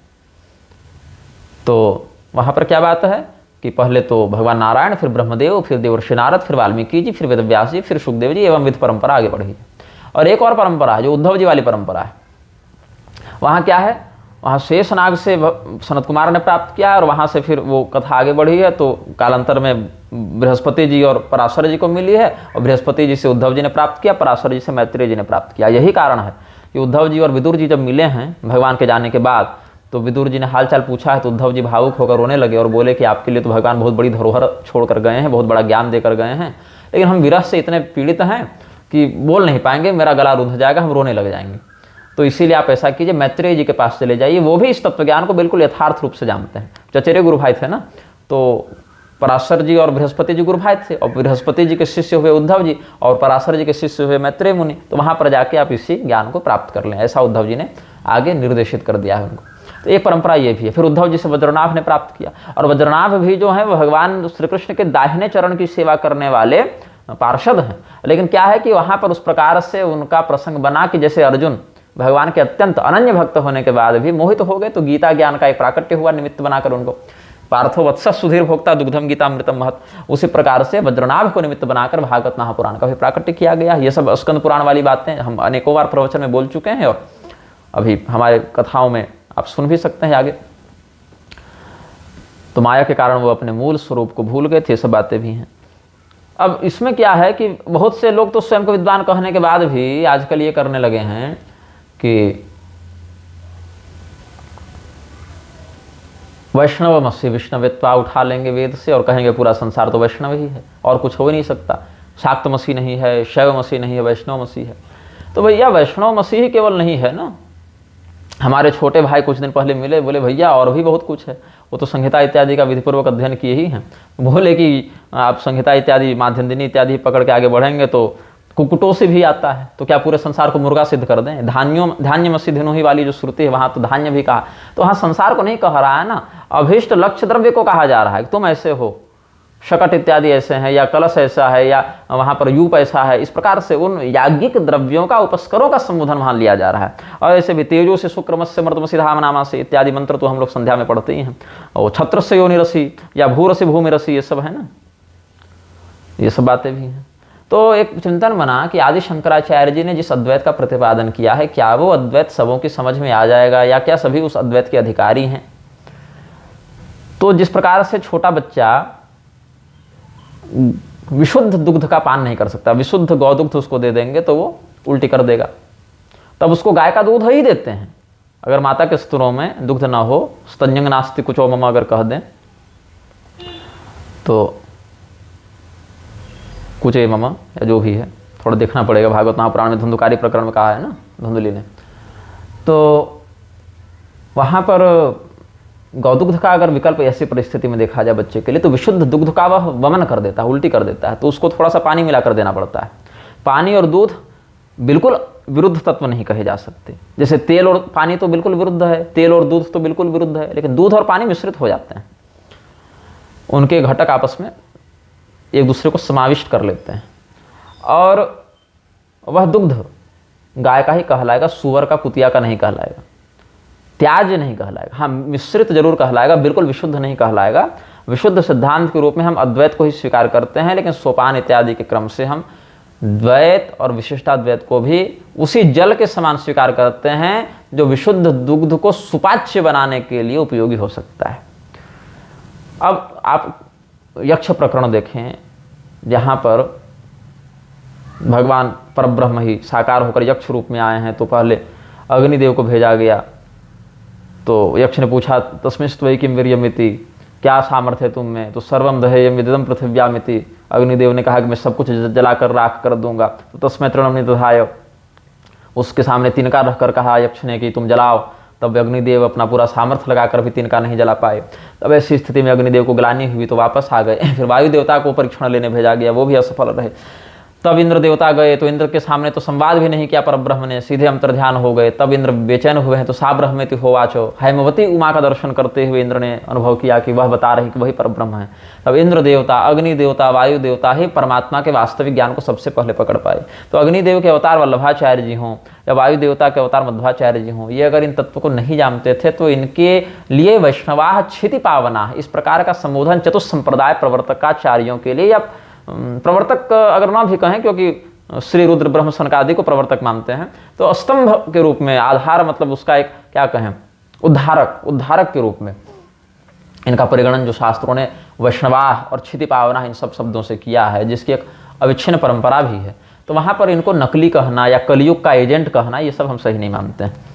हाँ, अगर शास्त्रों में इनका निषेध होता स्पष्ट रूप से तो हम मान लेते, लेकिन शास्त्रों में दोनों तरीके की बातें मिलती हैं। और सैद्धांतिक रूप से अद्वैती होने के बाद भी अगर मैं कभी अद्वैत इत्यादि का व्याख्यान करूंगा तो वास्तविक बात है, सिद्ध बात है, या लेखन करूंगा तो इन मतों का खंडन तो करूंगा ही, लेकिन मैं ये नहीं कहूँगा कि ये बिल्कुल वैष्णव ही नहीं है, या ये तो पतित हो गए, या ये तो क्या कहें कलयुग के एजेंट हैं, ऐसा मैं नहीं कहूँगा। और ऐसा कहने का दुस्साहस न करें भगवान की मेरी बुद्धि में कभी आए। बाकी भगवान के इन सभी अवतारों का, देवताओं के इन अवतारों का जो सिद्धांत इन संप्रदायों के अंतर्गत है, उन संप्रदायों के अंतर्गत हम उसको प्रामाणिक मानते हैं, अप्रामाणिक नहीं मानते हैं। और विदुषाम किम शोभनम की बात को वेदव्यास जी ने केवल उद्धृत नहीं किया, अभी तो आचरित भी किया। आप इस बात को देखें, जब भगवान शंकराचार्य जी आए हैं और उनका वेदव्यास जी से ही साक्षात बिल्कुल शास्त्रार्थ हुआ है, ये नहीं कि रामभद्राचार्य जैसा उठ के कह दिए कि हम तो शिव जी से 100 कोटि तक शास्त्रार्थ किए और जीत गए, ऐसी बात नहीं। भगवान शंकराचार्य जी का जब तयोर विवाद संप्राप्ते न जाने किम करो में हम वाली जो बात हुई थी कि एक तो भगवान नारायण है, भगवान शिव है, दोनों में झगड़ा हो तो भाई हम लोग जैसे व्यक्ति क्या निर्णय दें। तो भगवान शंकराचार्य जी और भगवान वेदव्यास जी के मध्य जो शास्त्रार्थ हुआ है, उसमें भगवान वेदव्यास जी ने आदि शंकराचार्य जी को वरद प्रदान किया है, आशीर्वाद दिया है कि भाई मेरे सूत्रों का आपने ही बिल्कुल विशुद्ध अर्थ समझा है, विशुद्ध तात्पर्य समझा है, और आपने बिल्कुल बिना किसी मिलावट के, बिना किसी जोड़ तोड़ के आपने उसको समझा, यथावत लिखा है। और मेरा तो यह मत है कि आदि शंकराचार्य जी के द्वारा इस भाष्य के प्रणयन के बाद, शारीरक आदि भाष्यों के लिखने के बाद अन्य आचार्यों के द्वारा भाष्य लिखने की कोई आवश्यकता नहीं थी, ये मेरा मत है। लेकिन फिर भी अपने अपने संप्रदाय में जो दार्शनिक पक्ष विद्यमान है, उन दार्शनिक पक्षों की संसिद्धि करने के लिए रामानुजाचार्य जी हो या उनके और भी परवर्ती आचार्य हो या कुछ पूर्ववर्ती आचार्यों ने भी अपना अपना लेखन तो किया है।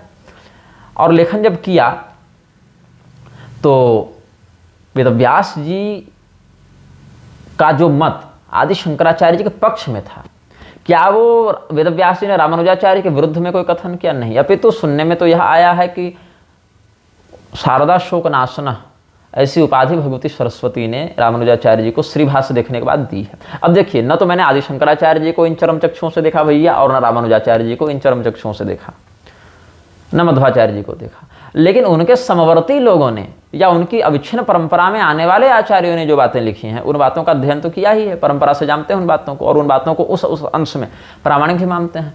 और वेदव्यास जी ने उद्धर्तुम लक्ष्मणो योगी कृत्वा श्रीभाष्यम उत्तमम जो लिखा, तो यदि जो लोग मुझे कहते हैं कि तुम आदि शंकराचार्य के विरुद्ध ऐसी शब्दावली जो रामानुज ने प्रवृत्त की है, ऐसा जो लोग आक्षेप करते हैं, तो उसको सुनने के बाद तुम रामानुजाचार्य का विरोध नहीं करते, मतलब तुम शंकराचार्य के द्रोही हो, गुरुद्रोही हो। तो भैया तुमको तो सबसे पहले वेदव्यास जी के ऊपर आक्षेप करना चाहिए ना, अगर इतने बड़े तुम सिद्धांतिक हो, कि जब आपने आदि शंकराचार्य जी को अपने सूत्र के तात्पर्य का सर्वोत्तम वेत्ता और बिल्कुल विशुद्ध वेत्ता बताया, तो फिर रामानुजाचार्य जी के लिए आपने उत्तम श्रीभाष्य लेखक क्यों आपने शब्द प्रयोग किया? तो या तो भार्गव पुराण को आप अप्रामाणिक कह दीजिए, एक पक्ष ये बन सकता है, और यदि भार्गव पुराण को प्रामाणिक मानते हैं तो कम से कम श्रीभाष्य को उत्तम भाष्य की संज्ञा तो दी जा सकती है। और उत्तम भाष्य श्रीभाष्य को अगर मानते हैं वेदव्यास जी के कथनानुसार, तो इसका अर्थ है कि अपने अपने संप्रदाय में वेदव्यास जी ने दोनों आचार्यों के अर्थ को सही माना है। इतना ही नहीं, आप तो देखिए कि मध्वाचार्य जी तक को अष्ट शालग्राम शिला का आशीर्वाद किसने दिया? वेदव्यास जी ने ही दिया है। और समयानुसार जब त्रिविक्रम पंडित आए, 8 दिनों तक जो शास्त्रार्थ चला है उनका मध्वाचार्य जी से, तो उन्होंने अद्वैत का परित्याग करके द्वैत मत स्वीकार कर लिया है। और अनेकानेक ऐसे आचार्य हुए हैं, जैसे एक रामराय जी का, मुझे दक्षिण भारत के एक बहुत उद्भट विद्वान जो हयग्रीव भगवान के कृपा पात्र थे, उनका हमें परिचय दिया गया।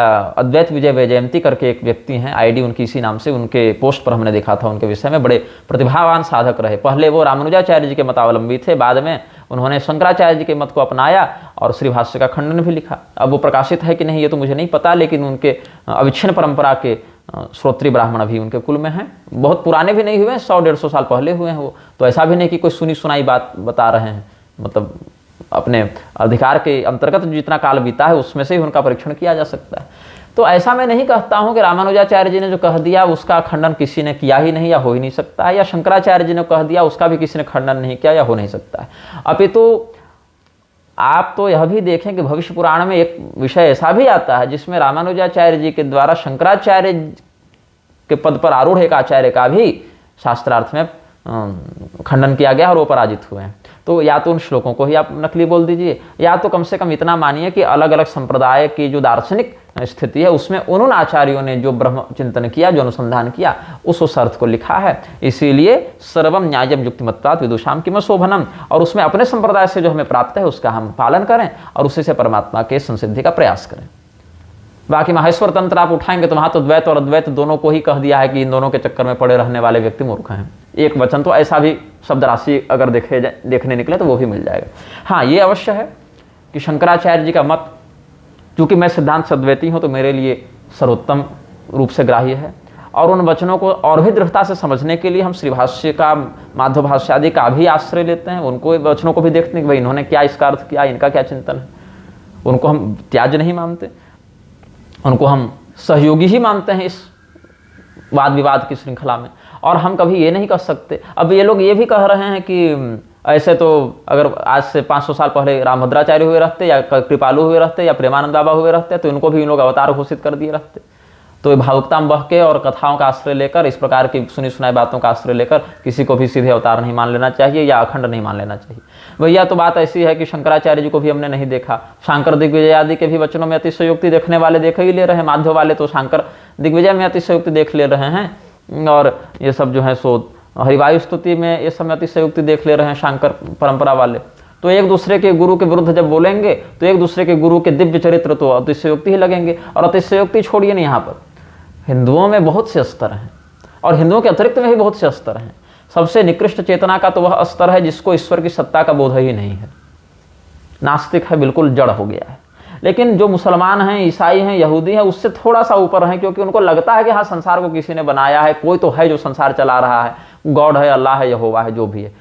तो कम से कम नास्तिक से तो उनकी चेतना इस अंश में उन्नत हो गई कि हाँ अकारण उद्भूत नहीं हुआ है जगत, कोई इसका निर्माता है, लेकिन वो निर्माता कैसा है इसका यथार्थ परिज्ञान नहीं है।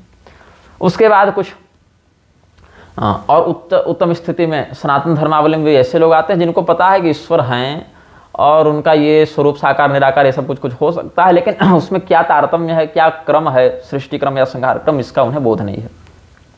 अब कुछ ऐसे लोग हैं थोड़ा और उन्नत प्रज्ञा वाले जिनको इन बातों का बोध तो है कि क्या सृष्टि क्रम है, संहार क्रम है, देवताओं का क्या रहस्य है, लेकिन उसके लिए पर्याप्त ग्रंथ का शास्त्र प्रमाण उनके पास नहीं है। कैसे अपनी बात को रखें, मतलब अनुभव जैसा हो जाता है कि हाँ राम जी भी ठीक हैं, कृष्ण भगवान भी ठीक हैं, दुर्गा जी भी ठीक हैं, गणेश जी भी ठीक हैं, इनके अलावा एक निराकार स्वरूप भी परमात्मा का होता है, ये सब बातें हैं, लेकिन उनका कैसे निरूपण शास्त्रीय पद्धति में किया गया है इसका बोध नहीं है। अब फिर जिन लोगों के पास शास्त्र है उसमें भी विडंबना है कि उसमें तो हम पुराण नहीं मानेंगे भैया, तो हम उपनिषद नहीं मानेंगे, ये वाला तो भैया हम ये नहीं मानेंगे। बहुत से उपनिषदों को भी आजकल के बहुत से लोग अप्रामाणिक मानते हैं, पूर्वाचार्यों ने भी नहीं माना है बहुत से उपनिषदों को, और उसमें कहते हैं फिर ये तो श्रुति का सीधे खंडन हो गया। तो बहुत से उपनिषदों में एक दूसरे से परस्पर विरोधी वाक्य भी मिल जाते हैं, जैसे पर साखीय गृह सूत्र आदि को स्वसाक्षी कृत्य में हम अप्रमाण मानकर व्यवहार करते हैं, वैसे पर संप्रदाय पोषक सिद्धांतों को स्व संप्रदाय संतुष्टि में हम अप्रमाण मानकर व्यवहार करते हैं, ऐसा भी उन आचार्यों का मत रहा है। फिर कुछ और ऊपर बढ़ेंगे आगे तो कहेंगे कि हम शास्त्र को तो सारा कुछ प्रमाण मानेंगे कि जितने वेद पुराण स्मृति तंत्र उपनिषद ये सब हैं उन सबों को हम प्रमाण तो मानते हैं, लेकिन भैया उसमें एक विडंबना ये है कि हमारा देवता का जो ये रूप है यही वाला हमको सबसे अधिक श्रेष्ठ रूप में स्वीकार्य है। फिर कुछ और ऊपर आएंगे जो सभी रूपों में संभाव का दर्शन करेंगे, फिर कुछ और ऊपर आएंगे जो देहाभिमान से मुक्त हो चुके हैं। तो बहुत से स्तर होते हैं, ये नहीं कि हम केवल हिंदू के यहाँ जन्म ले लिए या ब्राह्मण हो गए या कम से कम शास्त्र अध्येता भी हो गए तो हम सब कुछ जान गए, ना हम इस श्रेणी में आते हैं ना आप इस श्रेणी में आते हैं। और इसी में एक घाव में कोढ़ क्या हो जाता है कि हमारा गुरु जो बोल दे वही सबसे बढ़िया और तुम्हारा गुरु जो बोले वह गलत, तो इस प्रकार से वकील बन जाते हैं चेले अपने ही अपने गुरुओं के। अब अभी जो राधा तत्व पर जो विवाद हुआ प्रेमानंद बाबा और प्रदीप मिश्र के मध्य में, और उसके बहाने बहुत से राजनीतिक रोटियां सेकी गई, बहुत टीआरपी बटोरी चैनलों ने। अभी श्रीनाथ भगवान का जो श्री चित्र वो अंबानी की जो बहू क्या नाम है, राधिका नाम है उसका भी ना संयोग से, तो वो जो है सुलहंगा के नीचे वो घुटने से भी नीचे आ रहा था भगवान का विग्रह। ये शोभनीय है क्या बताइए, ये कितना गलत कार्य है। और वहाँ कितने कथित प्रतिष्ठित आचार्य विद्यमान होंगे जिन्होंने प्रत्यक्ष परोक्ष रूप से इस बात को देखा।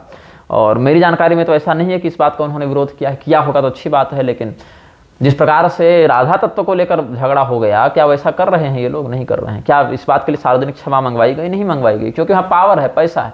पावर पैसा तो प्रदीप के पास भी है, लेकिन यहाँ कम से कम कैटेगरी तो एक है ना, बिजनेस तो एक ही विभाग का है ना, यहाँ कंपिटिटर्स हैं, वहाँ तो कोई कंपटीशन ही नहीं है आपका। या आर्य समाजियों का एक बड़ा वायरल हो रहा है, कोई धूर्त भगवा पगड़ी बांधे है और एक सफ़ेद रंग की कोई साड़ी पहन के कोई चांडालिनी जो है वो अलग व्याख्यान कर रही है, भगवती राधिका को कुशब्द बोल रही है, तब प्रेमानंद के चेले वहाँ नहीं भड़क रहे हैं, आर्य समाजियों पर नहीं भड़क रहे हैं। या सीरियल वाले जो भगवती राधिका का जो चरित्र विकृत करके दिखाते हैं या और भी अशास्त्रीय प्रारूप में दिखाते हैं भगवान राधा कृष्ण का चरित्र, उस पर तो क्षमा नहीं मंगवाई जा रही, उस पर तो प्रतिबंध नहीं लगवाया जा रहा है। बात ये नहीं कि भगवती राधिका का क्या शास्त्रीय प्रारूप है, बात है कि जहाँ पर जिस अंश में जिसको लगता है मैं सफल हो सकता हूँ वहाँ पर उस अंश में आंदोलन कर देता है, बाकी इसमें मौन साध लेता है, यही बात है। अब हाँ एक बात और बता दूं, अभी अंबानी से स्मरण आ गया, अभी देख रहा हूँ कि स्वामी मुक्तेश्वरानंद सरस्वती गए हैं, तो सदानंद सरस्वती भी गए हैं, पुरी और श्रृंगेरी वाले तो वहाँ नहीं दिखे आचार्यगण, लेकिन अब प्रतिनिधि भेजे होंगे तो नहीं पता मुझे, श्रृंगेरी तो वहाँ से निकट ही है पुरी तो खैर दूर है, और पुरी के शंकराचार्य जी की अभिरुचि ऐसे कृत्यों में होती भी नहीं है। तब मैंने आपत्ति की कि दंडी सन्यासियों का ऐसे कृत्यों में जाना निषिद्ध है। तो बोले कैसे निषिद्ध है? तो संन्यासोपनिषद में ही बताया गया है सब कि वमन के समान प्रवृत्ति मार्गियों का द्रव्य या उत्सव होता है, उसका परित्याग कर दे। और नारद परिव्राज को उपनिषद का भी एक वाक्य यहाँ पर हमने संग्रहित किया है, आतिथ्य श्राद्ध यज्ञेषु देव युवात्रोत्सवेषु च महाजनेषु सिद्ध्यर्थी न गच्छेद योगवित् क्वचित।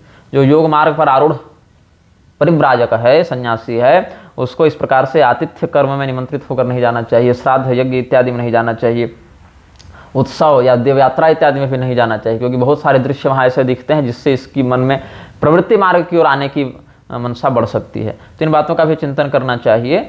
और फिर कुछ लोग कहने लगे कि राम मंदिर में जाने के लिए फुर्सत नहीं थी, लेकिन अंबानी के यहाँ जाने के लिए फुर्सत है। बात है कि देखिए, राम मंदिर में भी जाने की आवश्यकता नहीं थी, क्योंकि वहाँ न राम जी जैसा कुछ था, न मंदिर जैसा कुछ था। वो एक राजनीतिक पार्टी के राजनीतिक व्यक्ति का निजी स्टंट था, और उसी स्टंट के पीछे सारे लोग लहालोट पे घूम रहे थे। हम इसी रूप में उसको देखते हैं, जिसमें शास्त्रीय मानकों की भर भर टोकरी हत्या की गई थी, जिसका राजनीतिक स्वार्थ भी ये लोग सिद्ध नहीं कर पाए।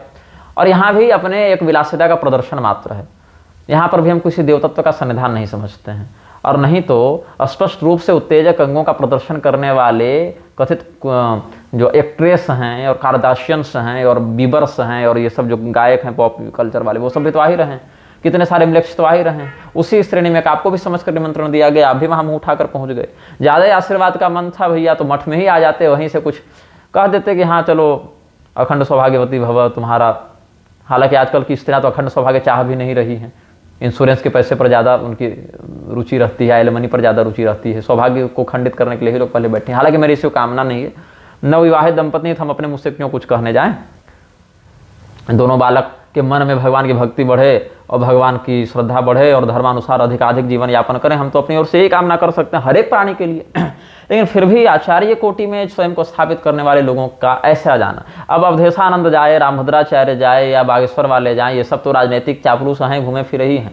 लेकिन कम से कम दंडी सन्यासी होकर जो शंकराचार्य के रूप में आमनाय पीठाधिपति के रूप में स्थापित करते हैं, उनसे ऐसा व्यवहार हम शोभनीय नहीं समझते। फिर कुछ लोगों ने कहा कि राजा दशरथ ने जब विवाह किया था अपने पुत्रों का तो ऋषि महर्षि आए थे। भैया तो ये राजा दशरथ हैं क्या? राजा दशरथ के विवाह में क्या मृक्षों को ऐसे बुला बुला के और निछावर दिया जा रहा था और उभरे हुए उरोजों के साथ ये लोग वहां प्रदर्शन कर रहे थे, अंडरवियर पहन के नाच रहे थे? राजा दशरथ के साथ तुलना कर रहे हो। एक धूर्त कह रहा था कि नगर का श्रेष्ठ धनी व्यक्ति भी राजा के समान होता है ऐश्वर्य की दृष्टि से, इसलिए राजा भगवान की होती है। कुछ भी सिद्ध कर दो, राजा भगवान की होती है, कहीं भी घुसा दो। अब अभी अंशुमान वाला प्रकरण में हमने कहा कि लोग कह रहे हैं कि पत्नी जो है वो गलत है क्योंकि वो पैसा लेकर मायके चली गई और माता पिता को कुछ नहीं मिला। कुछ लोग कह रहे हैं कि माता पिता ही गलत हैं क्योंकि पत्नी अपना जीवन सौंप के आई थी तो भैया वो तो लेगी ही पैसा। बहुत लोग अलग अलग तरह की बातें कर रहे हैं। कुछ लोग कह रहे हैं कि पत्नी तो दूसरा विवाह भी कर लेगी, पैसे तो माता पिता को मिलना चाहिए। मतलब विधवा विवाह को इतना नॉर्मल कर दिया गया है, सामान्य कर दिया गया है, जिसको आज की भाषा में जनरलाइज करना कहते हैं कि कोई भी विधवा से विवाह करे तो कोई बड़ी बात नहीं है, मतलब बहुत सामान्य बात है, बल्कि अच्छी बात लोग कहते हैं। अभी तो उम्र ही क्या थी। अरे भैया तो क्या हाँ ऐसा लिखा है कि उम्र के कारण ही विवाह करना चाहिए? अगर तुमको उम्र ही क्या थी कहना है, अगर ये मानते हो कि उम्र है, जवानी है, उत्तेजना आएगी तो शरीर की शारीरिक तृप्ति भी चाहिए, शारीरिक सुख चाहिए, तो विवाह ही शब्द क्यों जोड़ना है? शारीरिक सुख तो धन और सुख दोनों मिलेगा वेश्यालय ले जाने से, वो भी किया जा सकता है। लेकिन दोनों कुलों को नरक भेजने के लिए क्यों तुले हो तुम लोग? विधवा विवाह मत कह दो, उसको वेश्यालय भेज दो सीधा सीधी, अपनी इच्छा से जाएगी तो कोई अत्याचार भी नहीं करेगा। लेकिन अगर वह विधवा है तो उसको वैधव्य धर्म का निर्वहन करना चाहिए। मेरी शब्दावली कठोर लग सकती है, बहुतों का आपत्तिजनक लग सकती है, लेकिन मुझे इससे मतलब नहीं। मेरी सबसे बड़ी चिंता यह है वर्ण संकरता से विकृत होते रहे समाज को बचाना, जो कि अर्जुन की भी यही चिंता थी। भगवान से अर्जुन जी ने कहा है यही बात, उत्साद्यमते जाते धर्मा कुल धर्माश्च शाश्वता उत्सन्न कुल धर्माणां मनुष्याणां जनार्दन नरके नियतं वासु भवति तेन शुश्रुम। तो वो शास्त्रीय परंपरा के संरक्षण के लिए हम चिंतित हैं। यहाँ तो ये बात हो गई है कि विधवा से विवाह कर लो और उसका जीवन बना लो। लोग कहते हैं भविष्य में क्या होगा? इनको भविष्य का अर्थ लगता है जब तक शरीर रहेगा। काहे भैया, जो स्त्री 60 साल की उम्र में विधवा हो रही है उसका कोई 20 साल 30 साल का जीवन नहीं बचा होता है, वो भी अपनी इच्छा से विवाह कर ले। तो तुम लोग उसको कहते हो कि बुढ़ापे में जवानी चढ़ी, क्यों उसको फिर गाली देते हो? तो जिन जिन बातों से हिंदू धर्म पतित होता था उन्हीं उन्हीं बातों को ये लोग जो है सो सामने लाते हैं और हिंदुत्व के नाम पर लाते हैं। तो मैंने एक बात कही थी, तुम हिंदू तो रहोगे लेकिन तुम्हारे अंदर हिंदू धर्म जैसा कुछ नहीं रहेगा। क्योंकि नाम से भैया अगर देखोगे हिंदू, तो कंस में भी कोई कमी नहीं थी हिंदुत्व की। भले बच्चा पटक पटक के मारता था लेकिन स्वयं को भोजराज कंस ही कहता था।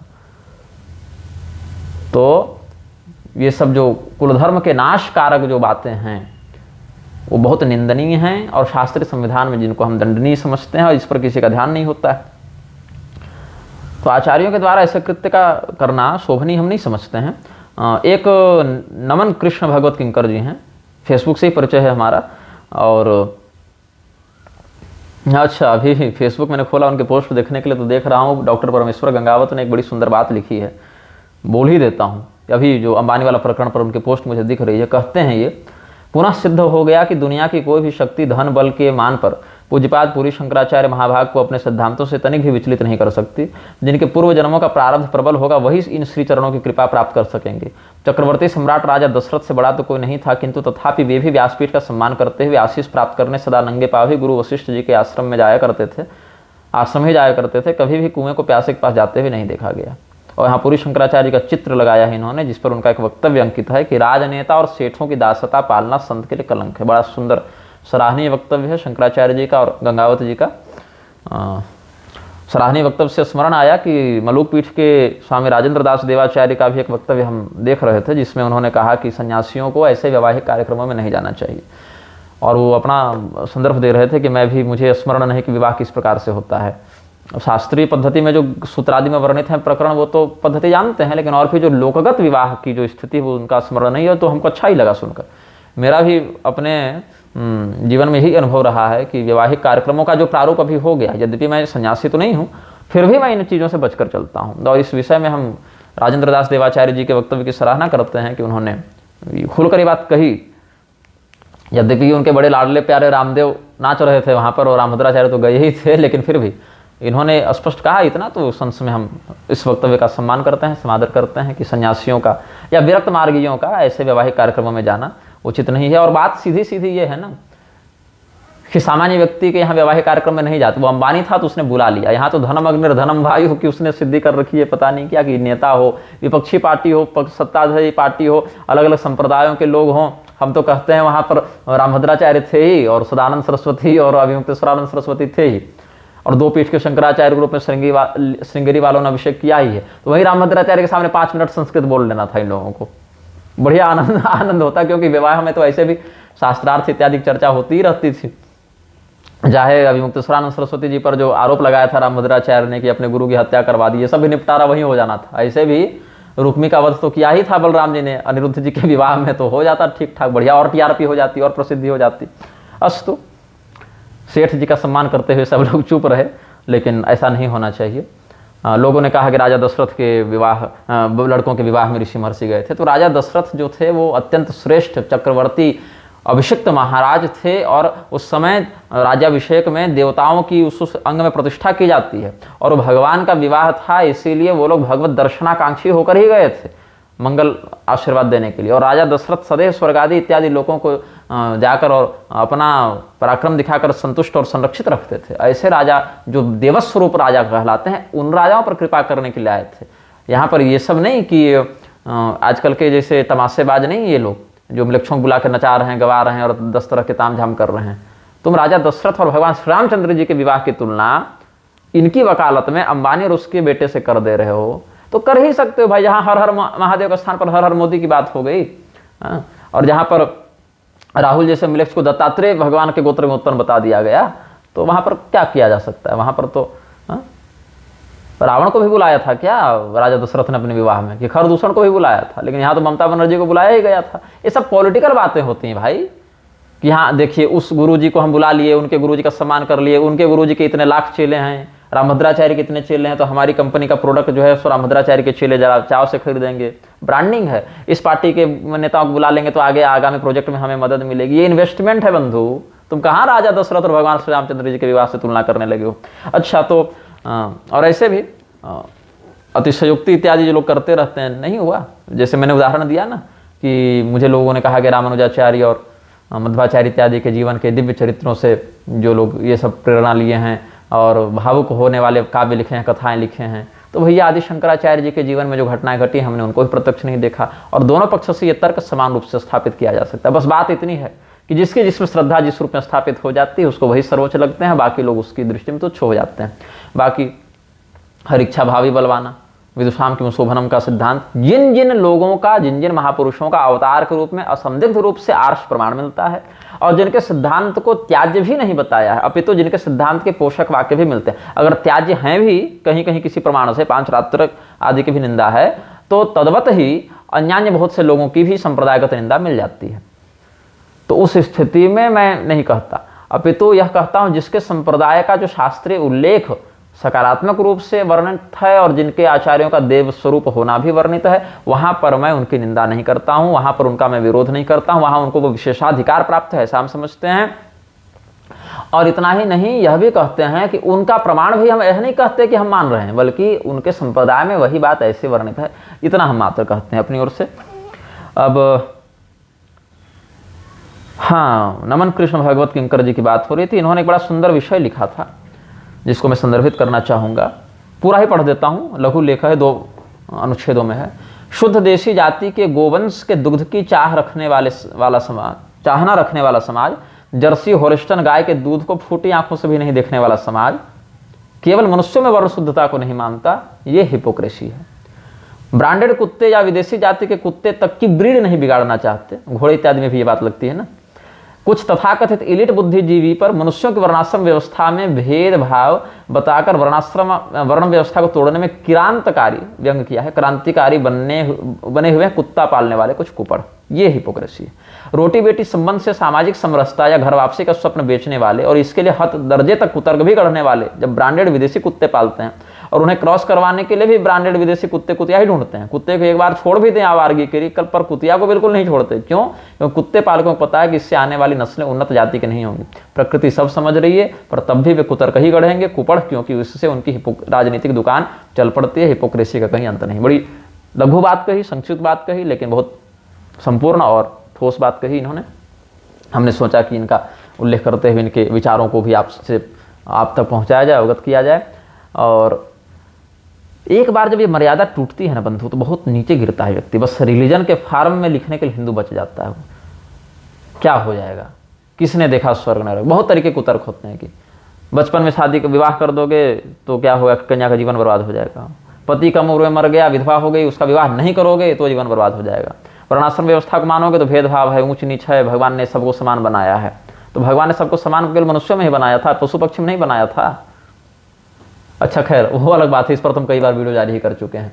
और इस पर बाद क्या है कि यहाँ तक कि मतलब आज तो ये परिभाषा हो गई है ना कि तुम व्यभिचार करो, चाहे मांस खाओ, चाहे मदिरा पियो, चाहे तुम समलैंगिकता में अपना लो, चाहे यहाँ तक कि गोमांस खाना भी जब कह दिया कि भोजन है अपनी पर्सनल चॉइस है, तो क्या कह सकते हैं इस पर?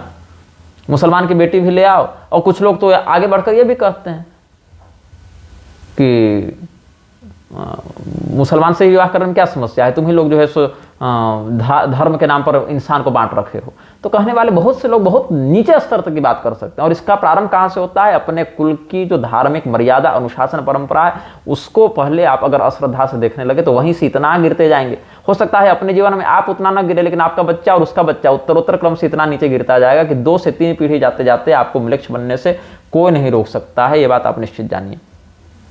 कहीं भी रमण कर लो, उठ पट के कहीं भी संभोग कर लो, कितना भी कर लो, कुछ भी खा पी लो, कुछ भी पहन लो, कुछ भी कर लो। मतलब यहाँ तक कि अब तो ये हालत हो जाएगी कुछ दिन के बाद। मैं समाचार में पढ़ रहा था, एक समाचार मध्य प्रदेश का था, एक तिरुपति के पास का था कि 12-13 साल के बच्चों ने 8 साल की बच्ची का रेप करके उसको मार के फेंक दिया। और विश्वास कीजिए, हमारा एक पीढ़ी बाद जाने के बाद इसको भी नॉर्मलाइज कर दिया जाएगा। बलात्कार भी एक चॉइस बताया जाएगा कि हाँ ठीक है, हमारा मन भटक गया, हमने उसको कर दिया तो क्या हुआ, यौन सुख तो मिल ही गया उसको उतने अंश में। ऐसा तक लोग कुतर्क करेंगे। ये पशुता, ये पाशविक वृत्ति लोगों के मन में व्याप्त हो जाएगी। तो ये बातें हो गई। अच्छा, अब कुछ विशेष बिंदुओं पर हम आपका ध्यान आकृष्ट कराना चाहेंगे। भगवती राधिका के संदर्भ में कुछ हमारा चिंतन उधर गया, जो हमने प्रदीप और प्रेमानंद इत्यादि का वर्णन किया। तो एक विषय बना कि राजेश बेंजवाल जी का एक वीडियो हम देख रहे थे, जिसमें वो वीडियो तो थंबनेल था, किसी ने उनका सार भेजा था, मतलब वास्तविक वीडियो तो नहीं था जिसमें वो मुझे परोक्षतः बालक कह रहे थे। और भगवती राधा को मूल प्रकृति वो नहीं मानते हैं, वो मानते हैं ये उपविद्या है, छोटी शक्ति है, मूल प्रकृति के रूप में काली भगवती को मानते हैं।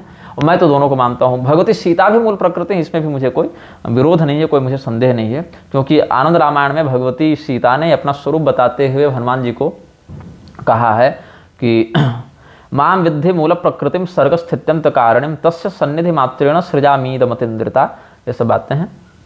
तो भगवती सीता को पूर्ण मूल प्रकृति, सर्वोच्च शक्ति, ब्राह्मी शक्ति मानने में भी मुझको कोई आपत्ति नहीं है। बाकी इन लोगों को होगी तो ये लोग जाने, ये लोग तो पता नहीं किस प्रकार के शाक्त हैं, मुझे तो कोई भेद ही नहीं दिखता, लेकिन इनको अगर दिखता है। अच्छा, इसके लिए वो पद्मिनी राधा और चंद्रावली राधा, ये सब त्रिविधा राधा का वर्णन कर रहे थे। भैया तो त्रिविधा राधा का वर्णन तो हम स्वयं कई बार कर चुके हैं, तो हमको क्या बता रहे थे, और राधा तंत्र से ही किए हैं। राधा तो त्रिविधाज्ञ या ये सब तो हम पहले ही बता चुके थे उन सब विषयों में। तो वही बात को घुमा फिरा कर उपविद्या सिद्ध कर रहे हैं कि त्रिपुरा की दूती हैं ये। और त्रिपुरा भगवती और भगवती राधिका में भी अभेद हम बता ही चुके हैं अन्य प्रकरणों में। तो वो मूल प्रकृति स्वीकार करना ही नहीं चाह रहे थे, वो छोटी शक्ति हैं, छोटी शक्ति हैं। तो जो काम प्रेमानंद ने किया वही काम राजेश बेंजवाल ने किया, अपने अपने इष्ट को सिद्ध करने के चक्कर में उसी इष्ट के अन्य रूपों की निंदा कर डाले, और उसी के लिए शास्त्र प्रमाणों की ऐसी अनर्गल व्याख्या बौछार कर दी कि सब मटिया मेट कर दिए। तो हमने कुछ और प्रमाण इसमें उल्लिखित रखे हैं। सबसे पहले हम आपको ब्रह्म वैवर्त पुराण के श्री कृष्ण जन्मखंड से प्रमाण देंगे। भगवती राधा मूल प्रकृति हैं कि नहीं, पराम्बा हैं कि नहीं, पराम्बा शब्द पर आप ध्यान देंगे, इस पर बात करते हैं। गर्ग मुनि ने यह कहा है, शृणुनंद प्रवक्ष्यामि इतिहासं पुरातनम पुरा गोलोक वृत्तांतम श्रुतम शंकर वक्त्रतः श्रीरामनो राधया सार्धम बभूव कलहो महान श्रीराम शापादैवेन गोपी राधा च गोकुले वृषभानु सुतासा च माता तस्याः कलावती कृष्णस्यार्धांग संभूता नाथस्य सदृशी सती गोलोकवासिनी सेयमत्र कृष्णाज्ञयाधुना अयोनि संभवा देवी मूल प्रकृतिरीश्वरी। कैसी हैं भगवती राधिका? गोलोक की अधिष्ठात्री देवी हैं, और श्रीदामा के साथ कुछ उनका विवाद हुआ था, तो शाप के साथ वो शंखचूड़ बन गया और ये इधर गोलोक से यहाँ आ गई थी। तो अयोनि संभवा, ये माता के गर्भ से योनि निर्गता नहीं हुई हैं। ऐसा लगा कीर्तिदा देवी को कि हम गर्भवती हैं, लेकिन वो सामान्य प्रसव नहीं हुआ, वायु केवल निस्सरित हुआ है और सामने उनका सीधे प्राकट्य हो गया भगवती राधिका का। तो ये कैसी हैं? अयोनि संभवा देवी मूल प्रकृतिरीश्वरी मातुर्गर्भम वायुपूर्णम कृत्वा च माजया सती वायु निस्सरणे काले धृत्वा च शिशु विग्रहम आविर्बभूव मामेयम पृथ्व्यां कृष्णोपदेशतः वर्धते सा ब्रजे राधा शुक्ले चंद्रकला यथा श्रीकृष्ण तेजसोर्धेन सा च मूर्तिमती सती एका मूर्तिर्द्विधा भूता भेदो वेदे निरूपिता इयम स्त्री सा पुमान किंबा सावा कांता पुमानयम। भगवान कृष्ण जो है वही भगवती राधिका है और वही भगवती राधिका कृष्ण है, अभेद है दोनों में। उसमें एक का लक्षण स्त्री के रूप में कभी दिखता है, कभी दूसरे का पुरुष के रूप में दिखता है, ये एकल अनुभव की बात है। लेकिन वेदों में इन दोनों मूर्तियों को तत्व से एक ही बताया गया है। और ये भगवती राधिका कौन है? मूल प्रकृति ईश्वरी, ऐसा स्पष्ट शब्द ही आया है। अब इस शब्द का अर्थ अगर कोई बदल के व्याख्या करना चाहे तो अलग बात है, लेकिन बात तो ऐसी है। फिर ब्रह्म वैवर्त पुराण के प्रकृति खंड में भगवती प्रकृति स्वयं रहस्य बता रहे हैं। ब्रह्म विष्णु शिवादीना महमाद्या परात्परा सगुणा निर्गुणा चापी वरा स्वेच्छामयी सदा। इन वाक्यों पर गौर करेंगे, ध्यान देंगे, संस्कृतज्ञ तो सीधे ही समझ जाएंगे श्लोक से।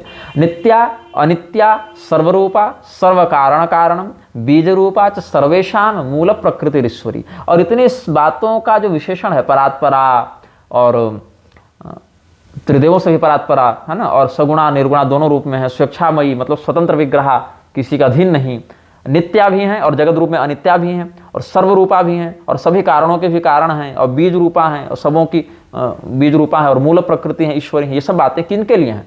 तो पुण्य वृंदावने रम्य गोलोके रासमंडले, यही जो विशेषताएं हैं ना, वह जो मूल प्रकृति है, वह जो ईश्वरी है, वह जो सगुणा है, निर्गुणा है, स्वतंत्रा है, परात्परा है, नित्या है, अनित्या है, ये सब जो विशेषण जिस पर सत्ता के लिए, जिस शक्ति के लिए वर्णन किए जा रहे हैं प्रकृति देवी के द्वारा स्वयं, वो हैं कौन?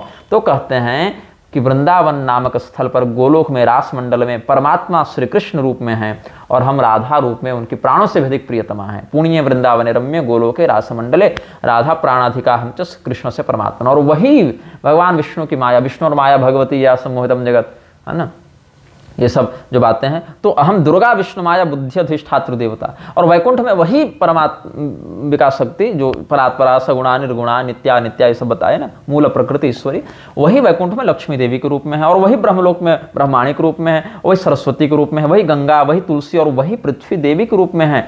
ये सब अलग अलग प्रकार की जो स्वरूप हैं, वह स्वेच्छा से स्वमाया से ही वो अलग अलग कलात्मक प्रारूपों में धारण कर लेती हैं।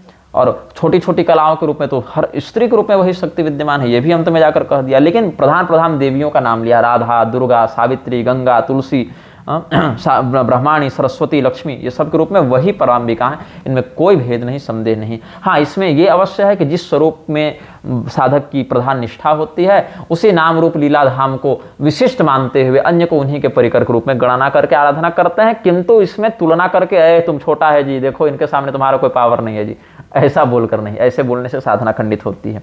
अहम दुर्गा विष्णु माया बुद्धि अधिष्ठात्र देवता, अहं लक्ष्मीश्च वैकुंठे स्वयं देवी सरस्वती, ये सब बातें हैं।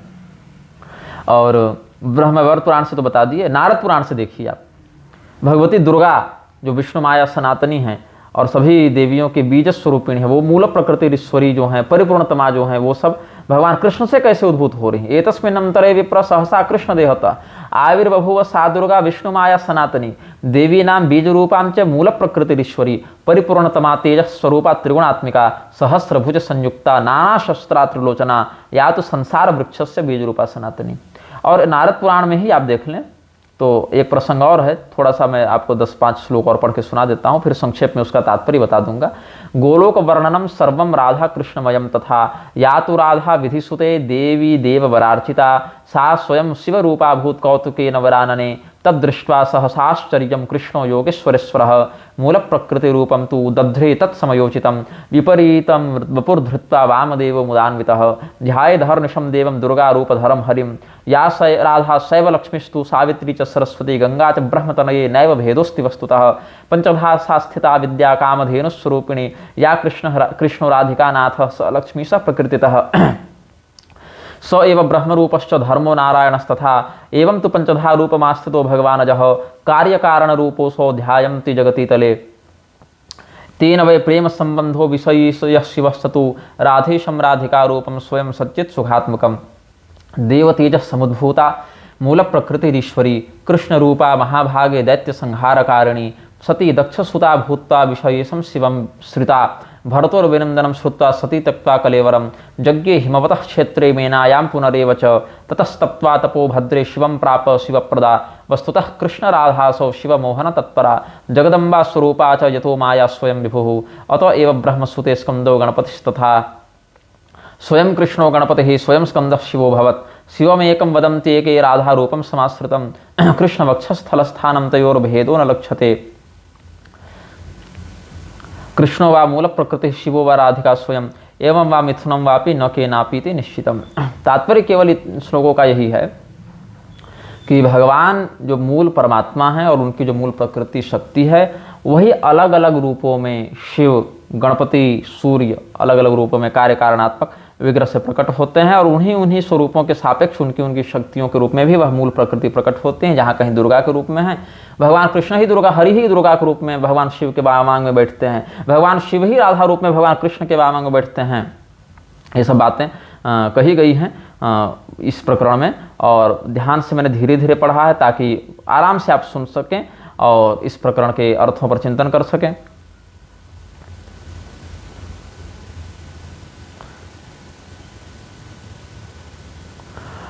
भगवान कृष्ण का एक और बहुत सुंदर महात्म्य ब्रह्मांड पुराण में वर्णित है।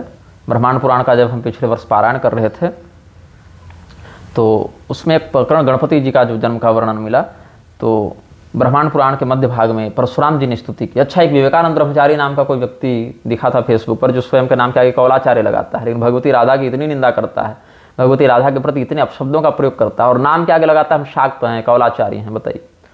और परशुराम जी जो स्वयं इतने बड़े शाक्त हैं, इतने बड़े कौलाचार्य हैं, उन्होंने भगवती राधा की स्तुति में एक बड़ा सुंदर स्तोत्र लिखा है, कहा है और 4 श्लोक आप सुन ही लीजिए। अब अर्थ तो सबका नहीं बताऊंगा लेकिन आनंद आ रहा है पढ़ने में तो मैं पढ़ता हूँ उसको। परशुराम जी ने कहा है, श्लोक तो 5 हैं, 1 2 3 4 5 6 7 8 श्लोक हैं। इसको आप ब्रह्मांड पुराण के अंतर्गत परशुराम कृत राधाष्टक भी बोल सकते हैं, 8 श्लोक हैं। तो और भगवती राधिका का आप शब्दों पर ध्यान देंगे ना, अर्थ तो बता नहीं पाऊंगा, बहुत थक गया हूँ पाठ कर करके और आगे भी और कुछ भी विषयों पर ध्यान मुझे देना है। तो केवल पढ़ देता हूँ और एक दो भाव व्यक्त कर दूंगा, बाकी जो संस्कृतज्ञ हैं वो समझ जाएंगे और जो नहीं है वो शब्दों पर ध्यान देकर समझ जाएंगे। प्रकृति विकृति जातम विश्व में तद विधातुम मम क्रियदनुभातम मम कियदनुभातम वैभवं तत्प्रमातुम। प्रकृति विकृति जातम विश्व में तद विधातुम मम कियदनुभातम वैभवं तत्प्रमातुम। अविदित तनुभा नामा भीष्टवस्त्वेकधामा भवदथ भववामा पातु मां पूर्ण कामा। यहाँ भगवती पार्वती जो है अपने गोद में गणेश जी को लेकर बैठी हुई हैं और गणेश जी के जन्मोत्सव में बधाई देने के लिए राधिका जी आई हुई हैं गोलोक से। तो वही दोनों भगवती को देखकर परशुराम जी स्तुति कर रहे हैं पार्वती जी को, राधा जी को देखकर। प्रकटित गुणभानम काल संख्या विधानम सकल भव निदानम कीर्त्यते यत् प्रधानम तदिह निखिल तातः। निखिल संपूर्ण विश्व के जो तात हैं। संबभूवोक्षपातः कृत कृतक निपातः पातु मां मध्यमातः। और धनुजकुल विनाशी लेखपाता विनाशी प्रथम, यहाँ प्रमथ कुल विकाशी होना, प्रथम कुल विकाशी सर्व विद्या प्रकाशी प्रसभ रचित काशी भक्त दत्ताखिलाशी रवतु विजित पाशी मान सदा क्षण मुखासी। हर निकट निवासी कृष्ण सेवा विलासी प्रणत जन विभासी गोप कन्या प्रहासी। हर कृत बहुमानो गोपिके शैकतानो। भगवान कृष्ण का बड़ा सम्मान किया है शिव जी ने। तो विदित बहुविधानो जायताम कीर्तिहानो प्रभु नियत मनायो नूतन भक्तांतरायो धृत दुरित निकायो दान दाता परायो। कुछ टंकन दोष लग रहा है इसमें। सकल गुण गरिष्ठो राधिकांके निविष्टो मम कृतम अपराधम क्षमतुमर्हत्वगाधम। ब्रह्मांड पुराण भगवती ललिता के त्रिपुर सुंदरी के रहस्य को समझने के लिए कितना उत्कृष्ट ग्रंथ है। वहाँ परशुराम जी भगवती त्रिपुरा के रहस्यवेत्ता हैं, उन्होंने भगवती राधिका के लिए क्या कहा है आगे के श्लोकों में आप देखें। 3 श्लोकों में भगवती राधिका का क्या वैभव वर्णित है, क्या मूल प्रकृति का ऐश्वर्य वर्णित है। या राधा जगदुद्भव स्थिति लयेश्वराध्यते वा जनैः शब्दं बोधयतीश वक्त्र विलगत प्रेमामृतास्वादनम् रासेशी रसिकेश्वरी रमण दृन्निष्ठा निजानंदिनी नेत्री सा परिपातु मामवनतं राधेति या कीर्त्यते। यस्या गर्भसमुद्भवो ह्यति विराड्यंस्यांश भूतो विराड्यन्नाभ्यन्बुरुहोद्भवेन विधिनैकान्तोपदिष्टेन वै सृष्टं सर्वमिदं चराचरमयं विश्वं च यद्रोमसु ब्रह्माण्डानि विधान्ति तस्य जननी शाश्वत प्रसन्नास्तु सा। विराट पुरुष के भी जो जननी है, एक तो विराट में ऐसे ही अनंत ब्रह्मांड सन्निहित है, उनकी भी जो जननी है वो भगवती राधिका है। उनके गर्भ से विराट का उद्भव हो रहा है। कितनी बड़ी बात कही है और आप लोग कहाँ उपविद्या में फंसे हुए हैं। पायाब्द्य सचराचरस्य जगतो व्यापी विभुः सच्चिदानंदाब्धि प्रकट स्थितो विलसति प्रेमांधया राधया कृष्ण पूर्णतमो ममोपरि दया क्लिन्नांतरः स्यात् सदा येनाहं सुकृति भवामि च भवाम्यानंद लीलांतरः। बहुत अच्छा प्रसंग है। कभी ब्रह्मांड पुराण पर प्रवचन करने का सौभाग्य मिला। पारायण इत्यादि तो करते ही रहते हैं कि यही है। पारायण हमने सुनाया था, जिनके घर में मैं बैठकर ये रिकॉर्ड कर रहा हूँ वो कानकुब्ज हैं, ब्राह्मण परिवार से हैं और हमारे सहपाठी बाल्य सखा के माता पिता हैं। तो हमने उनका अपने मार्गदर्शन में यथासंभव शोधन 7-8 वर्षों तक करने के बाद उनको भगवती राधिका के मंत्र की दीक्षा दी थी। और फिर उन्होंने कहा कि हमें ब्रह्मांड पुराण का पारायण सुनाइए, तो उन्हीं को हमने ब्रह्मांड पुराण का पारायण भी सुनाया था।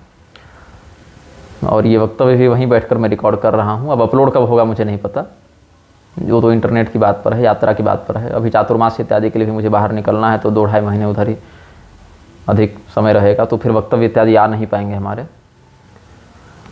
तो ये बात है, मैं यही कह रहा था कि भगवती राधिका छोटी हैं बड़ी हैं, काली भगवती छोटी हैं बड़ी हैं, इन सब बातों पर साधक को नहीं फंसना चाहिए।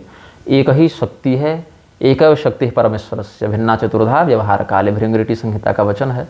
तो इस पर निष्ठा रखते हुए अपने इष्ट पर निष्ठा हो और उसी इष्ट के अन्य सभी स्वरूप हैं, विलास हैं, ऐसा चिंतन हो। अभी बताए ना, भगवान विष्णु के अंश से भगवती परम दुर्गा सनातनी मूल प्रकृति उद्भूत हो रही हैं, ये भी शास्त्रों में मिलता है। कार्य कारण का अंतर्भाव जो विदुषाम के शोभनम जो भागवत महापुराण के 11वें संस्करण हमने बताया वो भी, और भगवान कृष्ण की माता के रूप में भी उनका वर्णन, मतलब भगवान से भगवती का दुर्गा का प्राकट्य कृष्ण भगवान से, और भगवती पराम्बा से भगवान कृष्ण का प्राकट्य, दोनों बातें हैं। तो राधा तंत्र में भगवान कृष्ण को वासुदेव पुत्र ऐसा संबोधन किया है। हाँ, वासुदेव महाबाहो महाभयम कुरुते सुत, ये सब कहा है। तो अच्छा, एक विषय इसमें मैं और जोड़ दूँ, राधा तंत्र भी मेरे हाथ में है तो बता ही देता हूँ। कॉल रिकॉर्डिंग सीरीज थोड़ा सा मैंने बीच में रोक दिया क्योंकि बहुत लोगों की धड़कनें बढ़ गई थी, लेकिन वो फिर से जारी की जाएगी। और कॉल रिकॉर्डिंग सीरीज में एक आसाम के गौड़ीय भक्त थे जिन्होंने मुझे फ़ोन किया था, तो एक बात उन्होंने कही थी कि हरे राम महामंत्र की देवता अधिष्ठात्री त्रिपुरा देवी हैं, ऐसा उन्होंने कहा था। तो हमने भी कहा बिल्कुल सही बात है, इस रहस्य को वो जानते थे और हम जानते थे, तो हमने फिर आगे इसमें कोई चर्चा नहीं की। लेकिन बहुत से लोगों के संदेश आए, बल्कि एक फ़ोन भी आया था, तो मैंने उस फ़ोन में बात की और उनको इसका समाधान भी दिया। मैं भरतपुर में ही था, उसमें बयाना में था। तो मंच पर मैं जब आया, मंगलाचरण करने ही वाला था, व्यास पूजन हुआ, तो पांडे जी आए मेरे पास, ओके गुरु जी एक फ़ोन आया था कि वो आपने कहीं त्रिपुरा देवी को बताया है क्या हरे राम महामंत्र का देवता? तो हमने कहा हाँ। तो बोले यार ये तो फिर भगवान कृष्ण का मंत्र है या विष्णु परक कोई होना चाहिए। हमने नहीं, वो तो विष्णु भगवान हैं उसमें, लेकिन वो किसी और रूप में भगवान विष्णु हैं। तो इन्होंने फिर पूछा कि इसका क्या उत्तर है, तो हमने कहा अच्छा मैं कथा से उतर लूँगा, उसके बाद आराम से वो जो प्रश्न करता है उनको फ़ोन करके इसका हम समाधान दे देंगे। तो हमने समाधान दिया, उसकी रिकॉर्डिंग भी रखी थी, लेकिन इतने सारे फ़ोन आते हैं कि वो रिकॉर्डिंग कहीं खो गई। उस समय खोजने पर मिलेगी, लेकिन अब उतना परिश्रम क्या करें, तो अभी उसी को मैं बोल देता हूँ। बात ऐसी है कि जो हरे राम हरे कृष्ण महामंत्र है, हर एक तो उसका दो प्रारूप शास्त्र में वर्णित है उसके। एक तो हरे राम राम राम हरे हरे, हरे कृष्ण कृष्ण कृष्ण हरे हरे, ये भी मिलता है। ये है कलि संतरणोपनिषद में, ये वैदिक प्रारूप में है। अब इस पर पुरी के शंकराचार्य जी ने और उनके बहुत से मान्य शिष्यों ने, अथवा अन्य परंपराओं में जो अच्छे सदाचारी महात्मा हुए जैसे स्वामी राम सुखदास इत्यादि ने यह कहा, अब पता नहीं किस आधार पर कहा, लेकिन कहा कि चैतन्य महाप्रभु जी ने, चूंकि ये वेदोक्त मंत्र है और सभी लोग इसमें अधिकारी नहीं हैं, इसीलिए इसको पलट दिया। इसमें हरे कृष्ण को पहले कर दिया और हरे राम को बाद में कर दिया। मतलब हरे कृष्ण कृष्ण कृष्ण हरे हरे, हरे राम राम राम हरे हरे, ऐसा कर दिया। तो ये सबों के लिए उपयोगी हो गया। लेकिन इस बात से हम सहमत नहीं हैं। क्यों नहीं है? क्योंकि ऐसा कोई विधान मेरी जानकारी में नहीं है, या ऐसे और भी किसी विद्वान ने हमें नहीं बताया। अगर कोई जानते होंगे तो बता देंगे, लेकिन अभी तक जो मेरी स्थिति है कि वेद मंत्रों के अक्षरों में व्यतिक्रम कर देने से वो सर्वग्राही हो जाता है, ऐसा कोई नियम हम नहीं जानते। क्योंकि यदि ये कह दें, ये अगर बात बोल दें कि हरे राम को बाद में कह देने से और हरे कृष्ण को पहले कह देने से वो वैदिक मंत्र सबों के लिए खुल जाएगा, सभी लोग स्त्री शूद्र आदि भी व्यवहार कर सकते हैं, तो क्या अन्य वैदिक मंत्रों को भी अगर हम ऐसे ही विपरीत क्रम में कर दें या उनके पदक्रम में व्यतिक्रम कर दें, तो क्या उनका भी प्रयोग सब कर सकते हैं? ऐसा तो नहीं है ना। बात ऐसी है कि ये सब तारक मंत्र हैं, तो चाहे आप हरे राम पहले कहें या हरे कृष्ण पहले कहें, मेरी दृष्टि में कोई भेद नहीं है और कोई फलश्रुति में भी व्यतिक्रम नहीं है। सर्वेधिकारण ये बात भी उसके साथ लागू होती है। और अगर यह कहें कि चलो मंत्रों में तो नहीं, लेकिन इस प्रकार के नामात्मक जो मंत्र हैं उनमें ऐसा व्यतिक्रम शोभनीय है, तो श्री राम जय जय राम भी तो भैया वैदिक मंत्र ही है। श्री राम संबंधी श्रुतियों में इसका वर्णन मिलता है, तो क्या उनको पलटने की आवश्यकता है? नहीं है। क्या उनका आप पलट के प्रयोग कर रहे हैं? नहीं।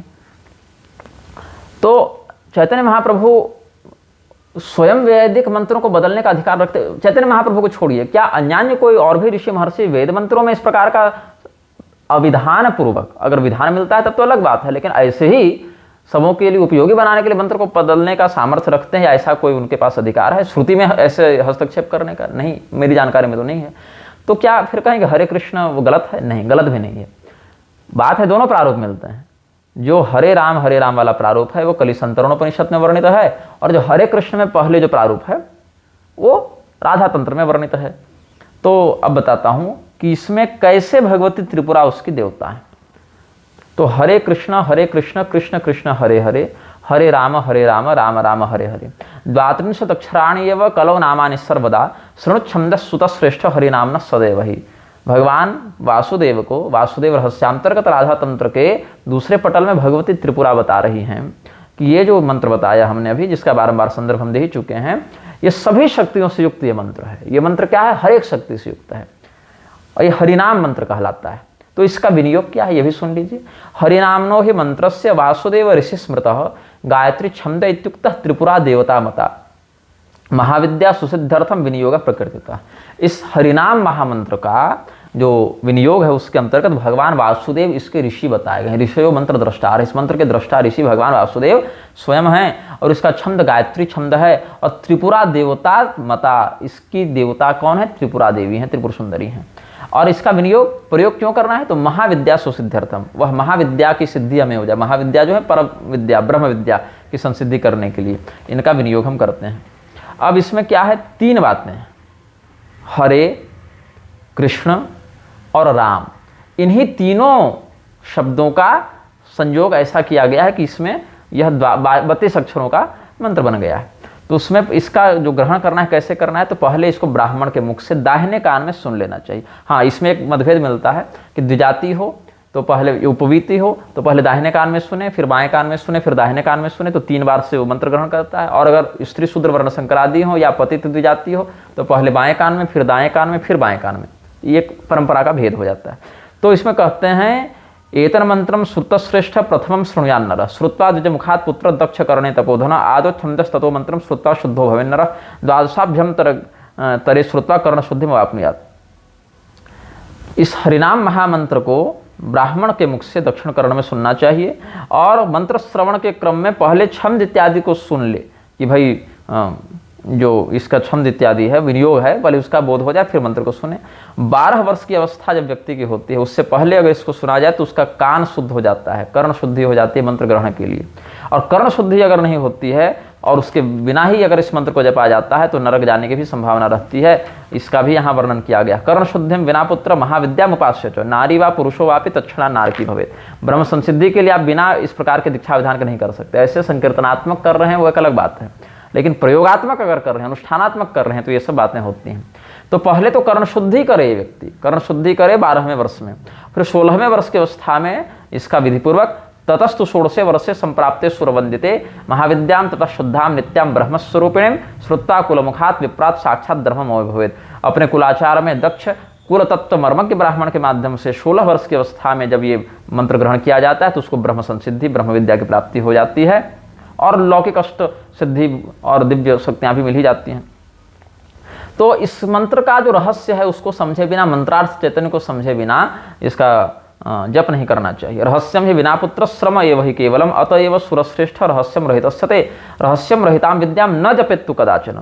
तो इसका रहस्य बताते हैं। अब इसमें एक प्रश्न हो सकता है कि मंत्र का रहस्य वीडियो में कैसे बता रहे हैं? इसका कारण क्या है कि ये कलयुग में सर्वोपयोगी जन उद्धारक जनतारक मंत्र है, इसीलिए इसका हम व्याख्यान कर रहे हैं, अन्यथा हम नहीं करते। चूंकि इसको पहले के आचार्यों ने सार्वजनिक कर दिया है तो उस मंत्र का तो सार्वजनिक प्रकाशन हो ही चुका है। अब उसकी विधि अगर आप नहीं जानेंगे तो ज्यादा गड़बड़ है। तो अगर सार्वजनिक प्रकाशन के वशीभूत होकर ऐसे ही काम करने लग जाएं और विधि का बोध ना हो तो भी दोषकारक है। तो उस दोष से बचाने के लिए इस विधि का हम प्रकाशन कर रहे हैं। तो सबसे पहले हरे कृष्ण से ही प्रारंभ करेंगे। मंत्र और नाम तो वही है, अर्थ तो वही रहेगा, चाहे पहले बोले चाहे बाद में बोले, लेकिन यहाँ उसी प्रारूप में मंत्र है तो वही हम बताएंगे। तो पहले क्या है? हरे कृष्ण कृष्ण कृष्ण हरे हरे। तो सबसे पहले क्या है? हरे। हरे में क्या है? ह र और ए, तो हरे बन गया। तो हकारस्तु सुतश्रेष्ठ शिव साक्षान्न संशय रेफस्तु त्रिपुरा देवी दशमूर्तिमयी सदा एकारश्च भगम विद्यात् साक्षात् योनिम तपोधना हकार शून्य रूपी च रेफो विग्रहवाचक धारक हरिस्तु त्रिपुरा साक्षान् मम मूर्तिर्न संशयः ककारम कामदा काम रूपिणी स्फुरदव्यया ऋकारम तो सुरश्रेष्ठ श्रेष्ठा शक्तिरितिरिता ककारम च ऋकारम च कामिनी वैष्णवी कला शकारम च चंद्रमा देवः कला षोडश संयुतः णकारम च सुतश्रेष्ठ साक्षात् निवृत्ति रूपिणी द्वयोरैक्यम तपश्रेष्ठ साक्षात् त्रिपुर भैरवी। यहाँ तक अर्थ बता देता हूँ। हरे में जो ह है वह साक्षात शिव तत्व है।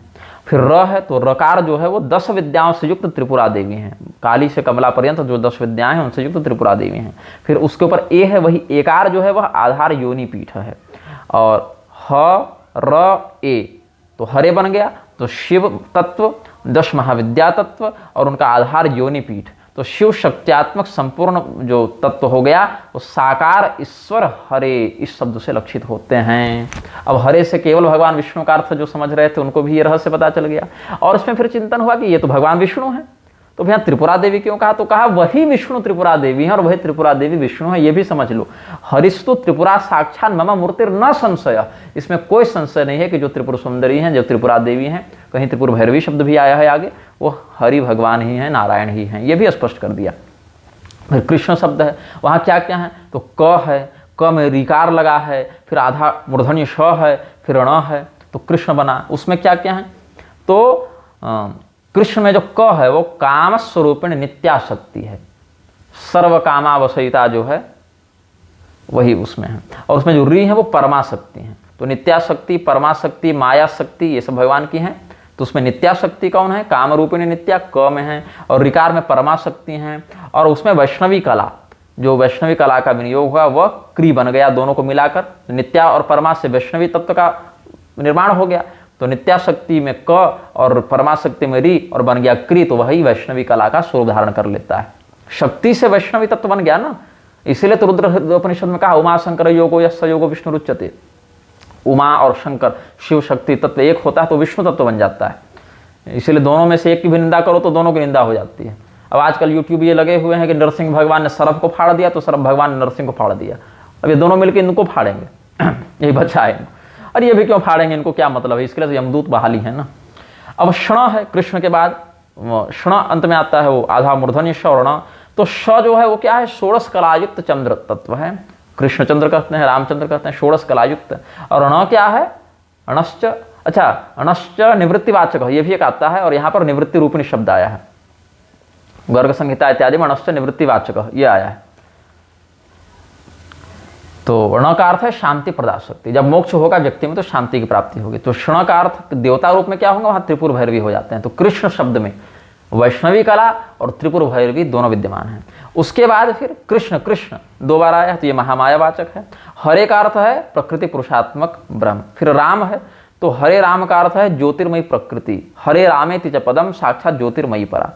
राम शब्द में रकार और मकार को शक्ति संगम तंत्र में शिव शक्त्यात्मक भी बताया गया है। और भगवान लक्ष्मी नारायण भी रकार से और मकार से बताए गए हैं।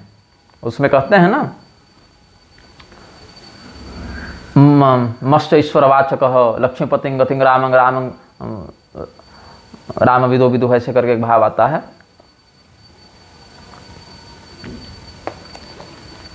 तो भगवान राम जो हैं वहाँ पर हरे राम जो शब्द है वो त्रिपुर सुंदरी वहाँ पर र के रूप में विद्यमान है। और नित्य शक्ति जो ज्योतिर्मय नित्य शक्ति है वो मकार के रूप में विद्यमान है। और त्रिपुर सुंदरी और जो नित्य शक्ति ज्योतिर्मयी स्वरूपिणी जो नित्य शक्ति हैं वो जब दोनों एक साथ आते हैं, इतने फ़ोन संदेश आते हैं कि क्या करूँ मैं, ध्यान इधर उधर हो जाता है। तो ये जो नित्य शक्ति हैं त्रिपुर सुंदरी के साथ मिलकर राम इस शब्द का करते हैं। तो पहले इसमें कहते हैं कि ये वैष्णवी हरिनाम दीक्षा जो है सभी दीक्षाओं में प्रधान बताई गई है। और इसका जो है सदगुरु की कृपा के बिना जपने से करोड़ों वर्ष आप जप लें लेकिन लाभ नहीं होगा, घोर नरक में भी जाना पड़ सकता है, ये भी बातें हैं। तो ये जो 16 नाम है और 32 अक्षर हैं, इसमें जो अधिकारी जन हैं वो आगे पीछे ओंकार लगाकर जप करेंगे तो 34 अक्षर हो जाएंगे। आद्यंते प्रणवम दत्वा चतुस्त्रिंश धनुत्तमम, ये बात भी कह दी गई।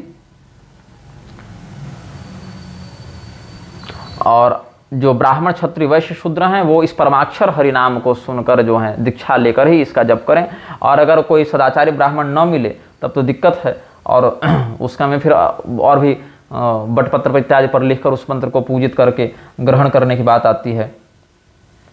तो ये सब बातें जो हैं सो अलग अलग परंपरा में तंत्र आदि में वर्णित हैं। राचेति लक्ष्मी वचनो मश्चाप ईश्वरवाचक। रा शब्द से लक्ष्मी का और म से लक्ष्मीपति का वाचन होता है। तो लक्ष्मीपति गतिंग राम प्रवदंती मनीषिण, रामंग प्रवदंती मनीषिण। या रा शब्दो विश्ववचनो मश्चाप ईश्वरवाचक, विश्वनाथ को भी राम कहते हैं। तो विश्वानाम ईश्वरो यो ही तेन राम प्रकृतिता रमते रमया सार्धम तेन रामम विदुर्बुधा रमाणाम रमण स्थानम राम राम विदो विदुः। ये सब बातें शब्द कल्पद्रुमकार ने अलग अलग ग्रंथों से संकलित करके वर्णित की है अपने ग्रंथ में। तो इसमें ये बात है कि शूद्र और शूद्राणी से इस मंत्र को ग्रहण नहीं करना चाहिए, स्पष्ट है। आजकल इस्कॉन वाले बहुत से लोग हरे कृष्ण के मंत्र बांटते फिर रहे हैं, गुरु बनते जा रहे हैं सभी लोगों के। प्रभुपाद ने एक अलग बौद्धिक आतंकवाद फैलाया, उसके चेले और बौद्धिक आतंकवादी बने जा रहे हैं। ये विदेश में जाकर वृक्षों से मिल गया प्रभुपाद और उसके बाद भगवान के सिद्धांत को विकृत करने के लिए इसने बहुत से दुष्प्रचार किए। लोग कह रहे हैं भगवान का नाम ले रहे हैं तो अच्छा ही कर रहे हैं, लेकिन नहीं, स्पष्ट मना है। हरे कृष्ण मंत्र का जो विधान है उसमें क्या कहते हैं, श्रुत्वा शूद्रोपि शूद्राणिया विद्याम वा मंत्रमुत्तमम कोटि वर्षांत समादाय और प्रतिगच्छति। जो है शूद्र से दीक्षित होना अथवा शूद्र किसी और दूसरे शूद्र से दीक्षित होना, दोनों मना है। हरिनामार्थम दीक्षाम वा यदि शूद्र मुखात प्रिय अकुलाद यस्तु गृहणीया तस्य पाप फलम शृणु श्रुत्वा शूद्रोपि शूद्राण्या विद्याम वा मंत्रमुत्तमम कोटि वर्षांत समादाय और प्रतिगच्छति। और मंत्र देने वाला और लेने वाला दोनों नरक जाते हैं। अभी दातृप्त गृहीत्रोर्वा द्वयोरेव समम फलम ब्रह्म हत्यामवाप्नोति प्रत्यक्षरमिति ऋतम शृणु पुत्र वासुदेव प्रसंगाद वचनम मम। तो ये हरे राम मंत्र का जो रहस्य है वो हमने जितना संभव था उतना बताया। इसीलिए फोन पर उन्होंने कहा कि त्रिपुरा देवी इसकी अधिष्ठात्री है, तो हमने भी हाँ कहा। अब इस एक पंक्ति में वो भी समझ गए, हम भी समझ गए, लेकिन जो नहीं समझे वो प्रश्न किए, उनके शमनार्थ हमने इतना बता दिया है। इस्कॉन वाले ये सब मंत्रों की मर्यादा को बेचते खा रहे हैं। तो महिषमर्दिनी तंत्र में कहा ही गया है कि ये सब अधम वैष्णवों में आते हैं जो भगवान के नामों को इस प्रकार से बेचते हैं और अपना बाजार खड़ा करते हैं। तो ऐसे मूर्खों से सावधान रहें। भगवान का नाम परम पवित्र है, आप उसको बिल्कुल जपें, उसको जपने से ही तो आपका उद्धार और पुष्ट होगा। लेकिन कम से कम शास्त्रीय मर्यादा का पालन भी करें, और शास्त्रीय मर्यादा से ही उसको ग्रहण करेंगे तो वह मंत्र आपके लिए वरद हस्त अपना रखेगा, वो फलदायी होगा। ऐसा हमारा चिंतन है। बहुत से विषयों पर आज हमने कहा। और उसके बाद एक मेरा वक्तव्य 22 तारीख, अंग्रेजी तारीख से 22 तारीख, ऐसे देखें तो श्रावण मास के प्रथम दिवस में एक निर्गत किया जाएगा कायस्थों के ऊपर। तो वो वक्तव्य बाद में आएगा। अभी कल से हमारे प्रवचन इत्यादि आएंगे, तो पहले प्रवचनों को सुन लें। अगर समय हो और न भी सुने तो आपकी इच्छा, मैं कोई दबाव तो नहीं डालूंगा। और फिर 22 तारीख को एक वक्तव्य आएगा। और उसके बाद कुछ दिनों का हम विश्राम लेंगे, क्योंकि व्यस्तता अधिक रहेगी साधनात्मक चातुर्मास्य आदि की, तो कोई हम अलग से वक्तव्य जारी नहीं कर पाएंगे। बहुत होगा तो यही होगा कि कॉल रिकॉर्डिंग इत्यादि में किसी प्रश्न का समाधान हम किए तो उसी को हम आप लोगों के सामने सार्वजनिक कर देंगे। और बहुत कोई वैसी आपत्ति स्थिति आएगी तब देखेंगे समय अनुसार, लेकिन अभी की स्थिति यही है। आप सबों के मंगल की कामना के साथ श्रीमन नारायण हर हर महादेव नमः शिवाय।